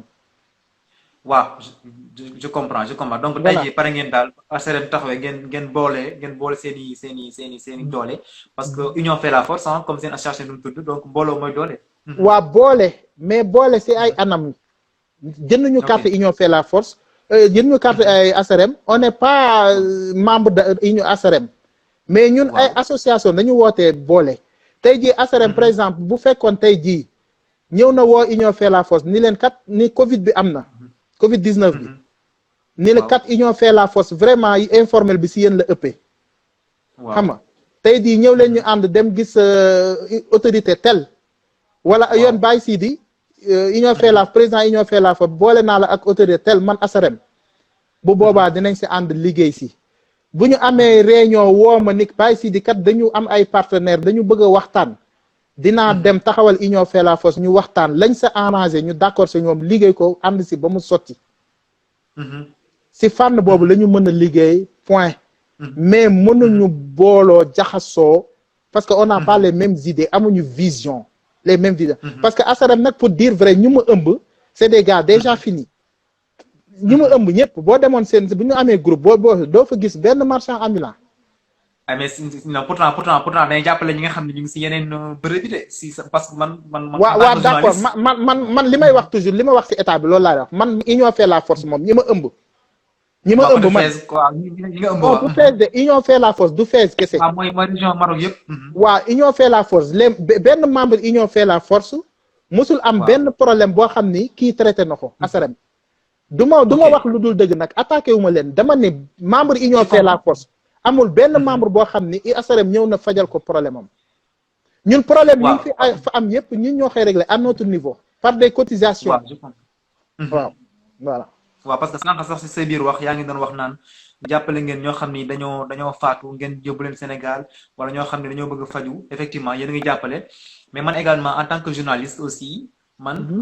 ARCEREM bureau bi fi nekkoon surtout mooy bureau bi nga xam ni Abdoulaye Diop moo ko jiite woon amoon nañ projet yu bëri ci wàllu boobu c'est-à-dire côté faju bi côté rapatriement corps côté njàng bi côté yónnee xaalis bi amoon na ci projet peut-être projet yooyu noonu peut-être c'est en cours mais man sama gis-gis bokk mooy comme ni nga wax sànq tey jii nii moo war ngeen mën a boole seeni force ngeen ànd donc comme ni nga waxee rek donc yéen tey jii vous êtes prêts à collaborer avec ARCEREM donc loolu lañ mën a dégg say wax. collaboration. bokkul ak booloo. collaboration da ngay collaborer si tel point wala tel point ngeen collaborer si liggéey si ku nekk dem sa yoon. effectivement. dama bëgg ARCEREM je lance un message bu fekkee dara am na si kii bi. waaw nañ ñu contacter ñu liggéey ci ensemble. waaw am na solo seeni membre jëriñu suñuy membre jëriñu. absolument. di saisir tamit consul bi. waaw bu dara amatee. nañuy seet société civile bi. c'est pas les représentants consulaires qui règlent nos problèmes dafa ba ma bëgg mu leer. c'est pas les représentants consulaires qui peuvent régler nos problèmes parce qu'ils le savent pas. yéen ñi ne seen bi yéen a xam si jafe-jafe. ñun ñoo xam suñuy métit bañ nañu ba formaliser wu même bu ñu amul kayit ñun am nañ kayit ci Sénégal parce que tamit say doom bu ñu nekkee ci bitim réew ba fexe ba formé wu ba nekk plus de 200 personnes mais yow war nga di jokkoo ak moom ñoom. waaw. et pourtant chaque démarche que je fais depuis confinement ba léegi j'ai les vidéos j'ai les messages commencement bi j'ai lancé un message au vice-conseil ni ko on a reçu des paniers ainsi de suite mu félicité ma. Hier, quand j'ai fait les peignes là, j'ai lancé un message au consul général, son Absolument. excellence. Vraiment, il a été très content, me féliciter moi. Point. Mais de retour, ñoom tamit bu fekkee am na loo xam ni dañ ko jaglay askan wi ñun nañ ñu si woo ba ñuy réunion ñu wax leen si suñu xalaat parce que ñoo xam seen doom yi la ñuy daj si suuf. loolu kay c'est aussi simple. On ne demande pas autre chose. Koo xam ne waxu la jox ma ay millions def ni rek nañu ànd liggéey. xam nga c'est man parfois comme man damay ruus parce que am na man damay waxtaan ak ñeneen ñu nekk si réew mi. ñu ni Sénégal ñu ni Maroc bokk na si pays yi nga xam ne bañ leen joxe fi ay fonds man sax xaw ma fonds yooyu nu mu tudd parce que lijjanti moo ko woon Maroc rek moo am ñoo remboursé wul. xaw ma fonds wu lan mooy FAISE yi. waaw mooy fonds yi nga xam ni état bu Sénégal da ko indi woon tey jii nii pour Sénégal yi am ay projet ñu financé leen ci mooy FAISE effectivement. waaw projet yi si biir dëkk bi wala projet Sénégal wala projet retour. projet fii dëkk bi su ma jumul fii dëkk bi ak Sénégal est-ce que jot ngeen ci projet boobu noonu jot ngeen ci mooy yooyu. non projet boobu bu muy ñëw fekku sax union fait la force sosu. ok. waaw mais léegi damay lancer benn message union fait la force sosu na xam nañu ay commerçant kese ñoo fa nekk. waaw biñ ko doon def dañ ko def à titre individuel ku nekk jël ñiy jaar ñiy jaar Ndar ñiy jaar fële am na ñoo xam ne ba léegi ña nga Sénégal ñi biseetuñu ñi ngay xaalis bi. waaw. waa léegi. yow boo trouvé ñoo xam ni organisé wuñu comme ñun nous sommes des commerçants ah ku mel ni man par exemple ak ñi ma àndal tey bu fekkee fonds ñëw na consul mu ñu bañ fonds yi dilapé wu tey bu ñu yëkkatee fonds bi ni kat sur votre responsabilité tey jii moom la ko jox mu mel ni GIE bu dem abbi xaalis banque ni vous devez rembourser pour 10 mois mais ñun amuñu mët bi nga xamee ni ñun dañuy jël xaalis boobu tas ko suñu biir liggéey remboursé xaaraat leneen waaw mais ku bëgg liggéey kay noonu ngay def. effectivement mais boo ko defee à titre individuel kan ngay retrouver wu ku mu neex nga dem sa yoon.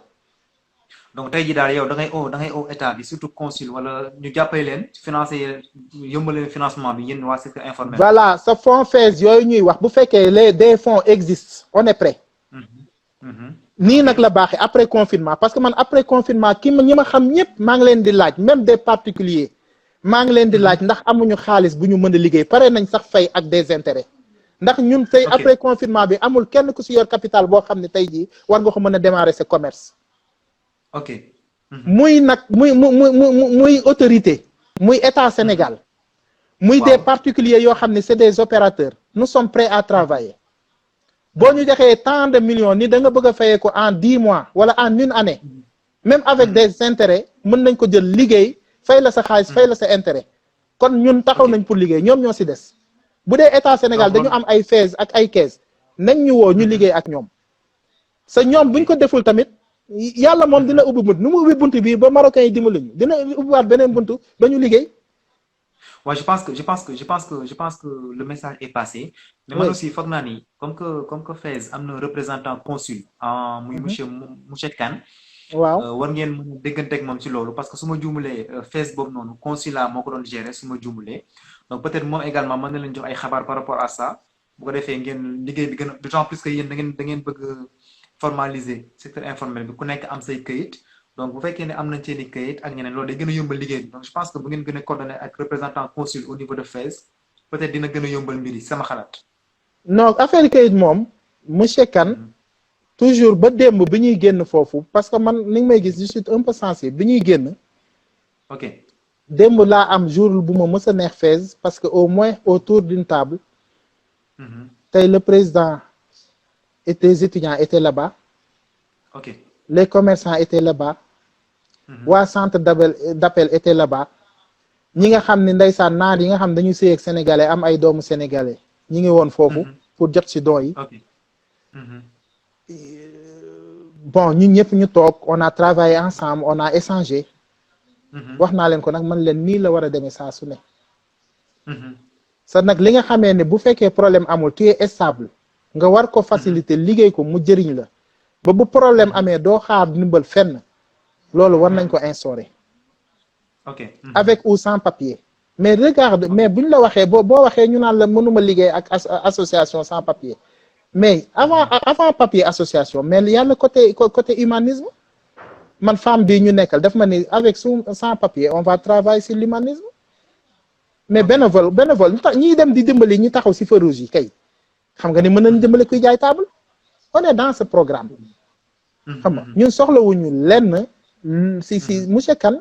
fi mu ñu mën a dimbalee xam fu mu koy xaar wax naa ko bi may def sama discours lu ñu soxla si état Sénégal par exemple ñun sonaluñ ko parce que liñ koy ñaan mooy bu ñu soxlaa kayit mu yombalal ñu ko ñu am ko administrativement mais xam naa ni économiquement mënuñu apporter nañ waxan si dëgg monsieur benn représentant conseil non kayit yi pas kayit marocain nag parce que kayit marocain moom kayitu Sénégal lañu wax par exemple tey jii bu ñu soxlaa dara comme nii laissez-passer yooyu ñu am na ay ñu ma déclaré ay laissez-passer xam nga bi ma ko envoyé mi ngi siy jéem lu mu mën kooku on n'a pas ce problème tout à fait xam nga tey jii bu ma envoyé dara kii vraiment vice consul daf siy taxaw parce que nit moom waxal ko lu mu def rek côté boobu amuñu si problème mais liñ leen di jooy mooy sur le terrain par exemple quelqu'un est malade xam nga tey représentant consul wala consul bu fekkee yor na kayitam ni man je suis le représentant consul si lañ koy gën a considérer xam nga tey jii bu yu demee noonu quoi xam nga bon ok d'accord nit nag mënul parfait un peu partout bon am na yoo xam ne dañ koy traité depuis un certain temps on discute on traite on fait tout ensemble parce que ànd boobu moo tax sax tey ñu ànd si kii si séddale peñe yi waaw waaw kon am na collaboration bu ñuy def ak moom mais pour wàllu kayit yi moom pour ñu am nekk ay wàllu kayitu marocain non ñun ñoo koy lijjati suñu bopp ak association yi nga xam ne dañu taxaw pour loolu ak nag notre consultant Ousmane Ba parce que foofu dañ fa soxla fa un représentant consulaire dañ fa soxla un consultant qui maîtrise les choses xam nga parce que ça n'a rien du Sénégal waaw ku maîtriser Maroc xam loi Maroc yi loolu lañ soxla c'est loolu macha allah on a un consultant pour ça am na solo donc tey jii nii par rapport ak fonds yooyu noonu bu fekkee ne day nar a ñëwaat donc je pense que le message est passé donc bu ñëwee rek consulat wala représentant bi jéem a xool Sénégal yi nga xam ni yor nañ ay liggéey war nañ mën a fay ñu xool naka la ñuy liggéey je pense que le message est passé maa ngi gis aussi ak benn commentaire ñu ne nag vidéo yi na disponible effectivement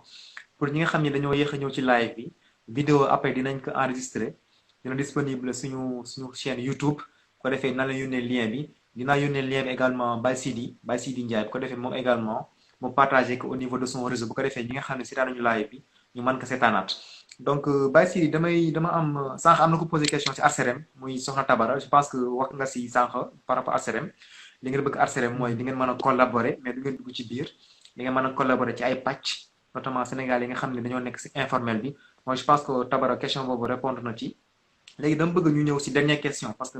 waxtaan bi mi ngi tiré en longueur te je pense que abordé nañ point yëpp donc waaw dinaa yónnee lien yi El Hadj Koné nee na ndax naa la yónnee lien yi waaw naa yónnee lien yi monsieur Diop bu ko defee ngeen gis live bi bu neexee yàlla donc dernier point bi nga xam ne bëgg naa ko apporter monsieur Diop Baye Sidi Ndiaye autant pour moi mooy njënd ak njaay bi tey gis nañ ni marocain yu bëri ñu ngi dem Sénégal di fa yóbbu seen i marchandises di fa yóbbu seen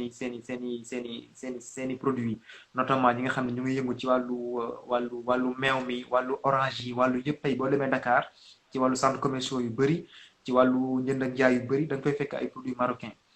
ñu seetlu na tey jii nii sénégalais yu bëri commerçant yi en tout cas bokk ñu bëri ñu ma waxtaanal si ñoom dañuy am ay jafe-jafe léeg-léeg pour indi seen i produits fii nii ci Maroc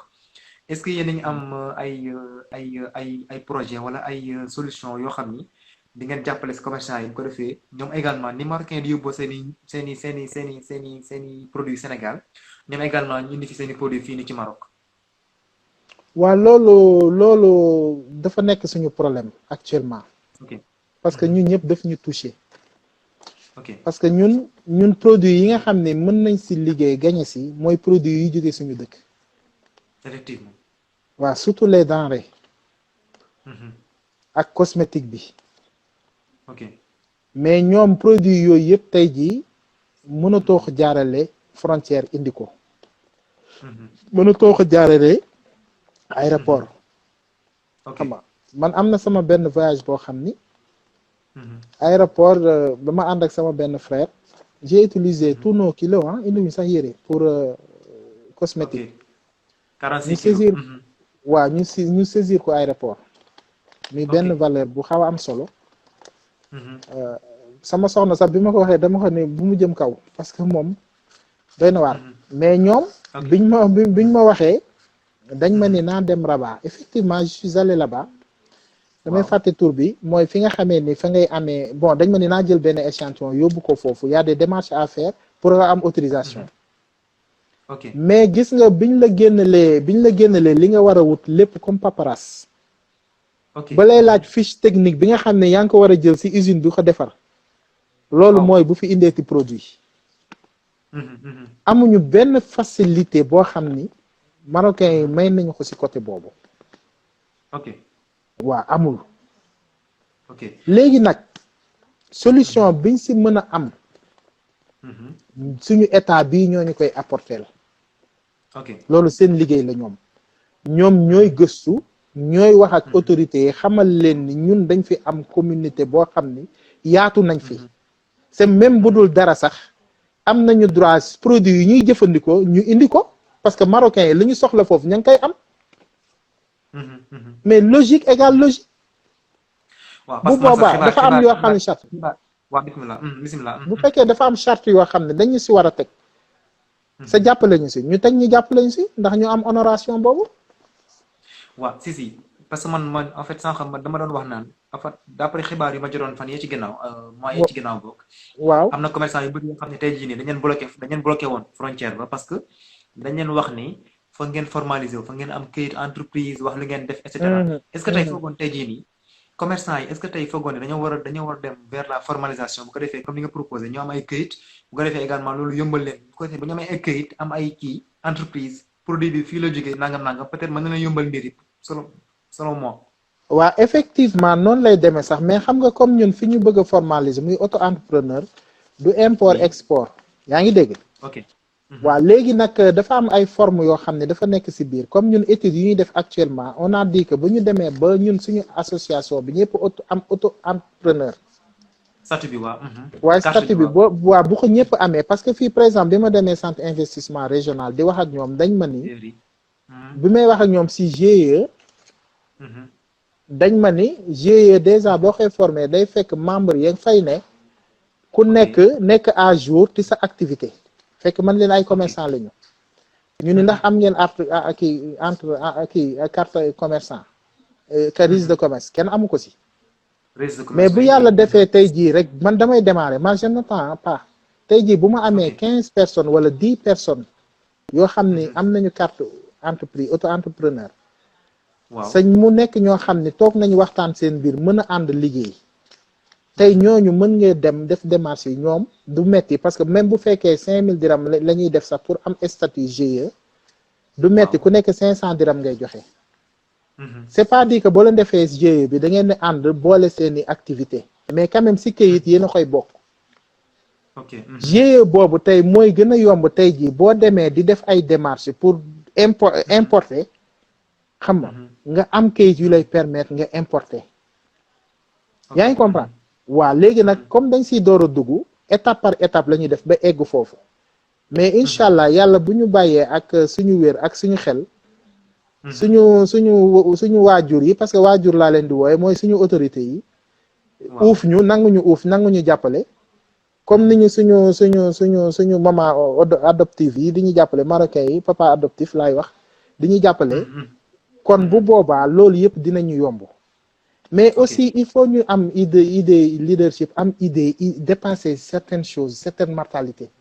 parce que Sénégal yi tamit dañu mën a guddeel seen bopp ci ay détails yoo xam du leen jëme fenn dañuy teg bool bi di wax ba lépp romb leen xam nga moo tax nag dañu nekk ci jamono liggéey la comme li ma wax rek gis nga Covid bi metti na mais dafa am côté positif parce que suñu borom mi ko fi def daf ko def pour ñu defaru ci jàngaat àdduna c'est def naa li fi jot a xew bu passé waaw bu passé ñu bëri dinañ defaraat seen toogaay xam li war a am xam ni kenn mënul dem sans sa borom parce que fu waay nekk rek te ren tey nit fekk na la fa dimbali la sinon doo ci génn soit muy autorité wala muy sa mbokk xam nga léegi nag loolu nga siy mën a jàngat bu yàlla dimbalee nag ba jàngat boobu nekk ci yow mais la vie sera rose devant toi inchallah mais bu fekkee moom deful dara si yow boo moytuwul di nga sonn trop. absolument donc am na solo donc par rapport ak pour ñu yombale leen ngeen dugal marchandise fii nii donc dina baax voilà formaliser wu c'est-à-dire commerçant yi nga xam ne dañoo bëgg loolu ñu formaliser wu am seen i këyit am seen i këyitu entreprise wax ni lii ak lii ak lii bu ko defee également ñu indi ay produits yoo xam ne Sénégal la jógee bu ko defee également produits homologués parce que comme ni nga wax am na ay fiche technique donc loolu également day laaj en tant que sénégalais aussi autorités yi wala ñu ne si consulat wala yeneen ñi ñu expliquer leen également ne leen lii ak lii ak lii ak lii ak lii ak lii parce que bu ko defee laata ngeen di ñëw ngeen xam ko donc je pense aussi consulat bi ak ambassade monsieur Sembène ils ont du travail ils ont un grand rôle à jouer dans ça. le consul doguma la sax mais le consulat c'est pas fait pour defar ay passe gis nga fii li tax ñu développé marocain yi da ngay dem dans une banque duñ la sax wax affiche yi la ñuy def pour atteindre ça il faut faire ça c'est disponible xam nga comme par exemple pour taxi yi nii dañuy ngay gis dans une banque ñun la client ou pas de la banque appelez sur ce numéro pour vos taxes annuelles. Effectivement. nga woo leen ñu ni la il faut faire ça bon soit ñu créer benn site pour ça comme auto-entrepreneur c'est pas difficile tey jii am na site bi boo si duggee nga def sa pré-inscription après ñu répondre la nga dem tirer ses fiches c'est 3 feuilles nga boole si sa benn photo boole si sa carte de séjour déposer nga ko si banque bi bu fekkee amoo banque poste ngay dem baa nga koy déposer nag di nga fekk nga yóbbaale 200 dirham boo ubbee compte parce que c'est le minimum boo mën a ubbee compte boo ubbee compte poste ba pare dinañ la jëlal sa dossier boobu ñoom ñoo la koy toppal woo la ñu la jot nga sa carte auto-entrepreneur nga commencer traiter avec la poste c'est aussi simple mais loolu pourquoi sénégalais yi pourquoi ñoom kii consul yi pourquoi ñoom autorités yi organiser wuñu dans ça pour soutenir seen population pourquoi tey jii ils n'ont pas pris des formateurs les Marocains dañ lay jox formation gratuitement ba pare nag di la neexal di la jox paas xam nga kon tey jii loolu autorités yi war nañ dox ci fànn boobu on a besoin de ce genre de développement pas pour di maye wala di saraxee wala di def ay gis nga monde bi il faut aller avec effectivement c'est important tey jii nii effectivement en tant que commerçant tey jii nii bu fekkee ne dañ leen imposer tey jii nii ngeen créer entreprise bu mën a dugal yenn produits yi te tey jii nii fiche technique produit yi yéen par rapport homologation bi par rapport à procédure bi xamoo leen que c'est important autorités yi tey jii nii accompagner leen ba ngeen xam homologation bi bu ko defee laata ngeen di ñëw ngeen xam lépp donc bu ngeen formaliser wu am seen i këyit ngeen xam homologation ngeen indi fi produit yoo xam ne Sénégal la je pense que jafe-jafe yi dina wàññeeku je pense que ñi ñuy déglu tey liggéey ak consul bi wala ambassade bi wala ñi liggéey wala ñi nga xam ne ñooy wala ñi nga xam ne également ñoo jege ambassadeur et consul ñi nga xam ne liggéey bi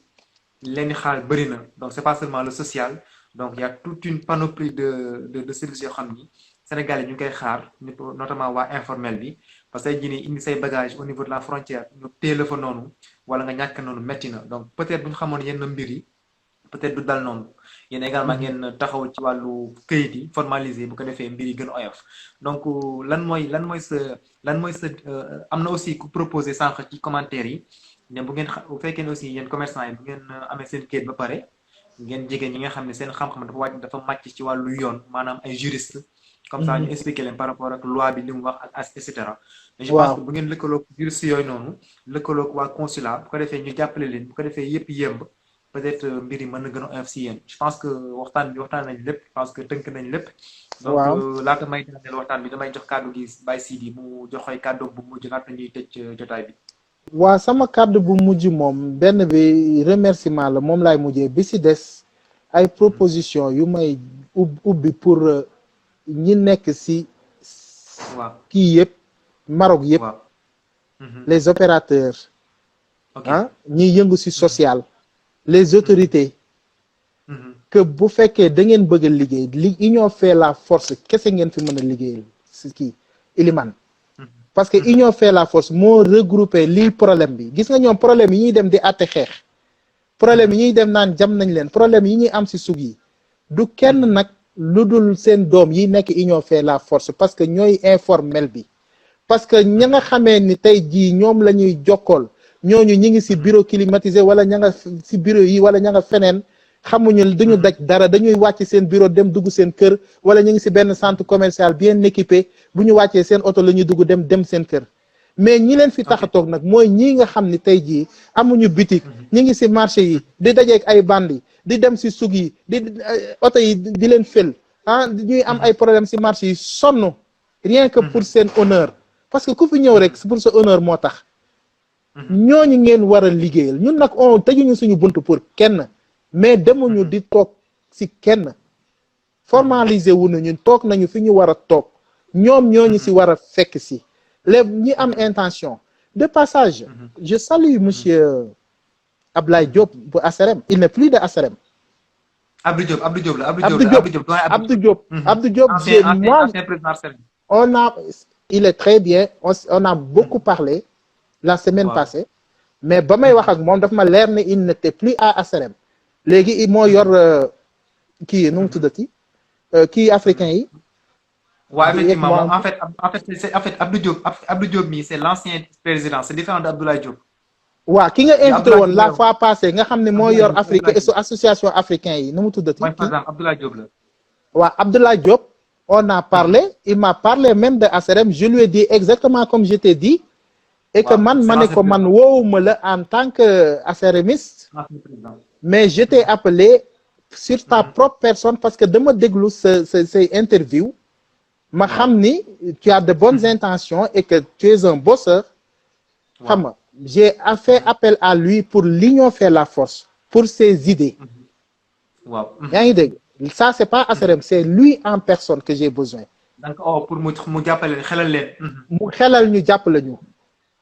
moom Abdou Diop boobu je l'ai dit waaw sama secrétaire général xam na ci dara ak sama vice-présidente xam nga parce que je travaille par prudence parce que dëkk bi dafa jaxasoo moi y a des choses yoo xam ne je le traite en huis clos pour s'en sortir bu amee résultat nag ñun ñëpp ñu bokk ko parce que lépp a toj da ngay ànd nañu waxante dëgg sénégalais ni ñuy àndee baaxul dañuy ànd pour tojante bopp dañuy nekk ak yow te sourire après boo génnee ñu jam le paaka ça passe pas chez moi je l'ai dit on n'est pas politicien ku fi ñëw pour arracher des membres pour la politique ça passe pas ku fi ñëw pour détruire ça passe pas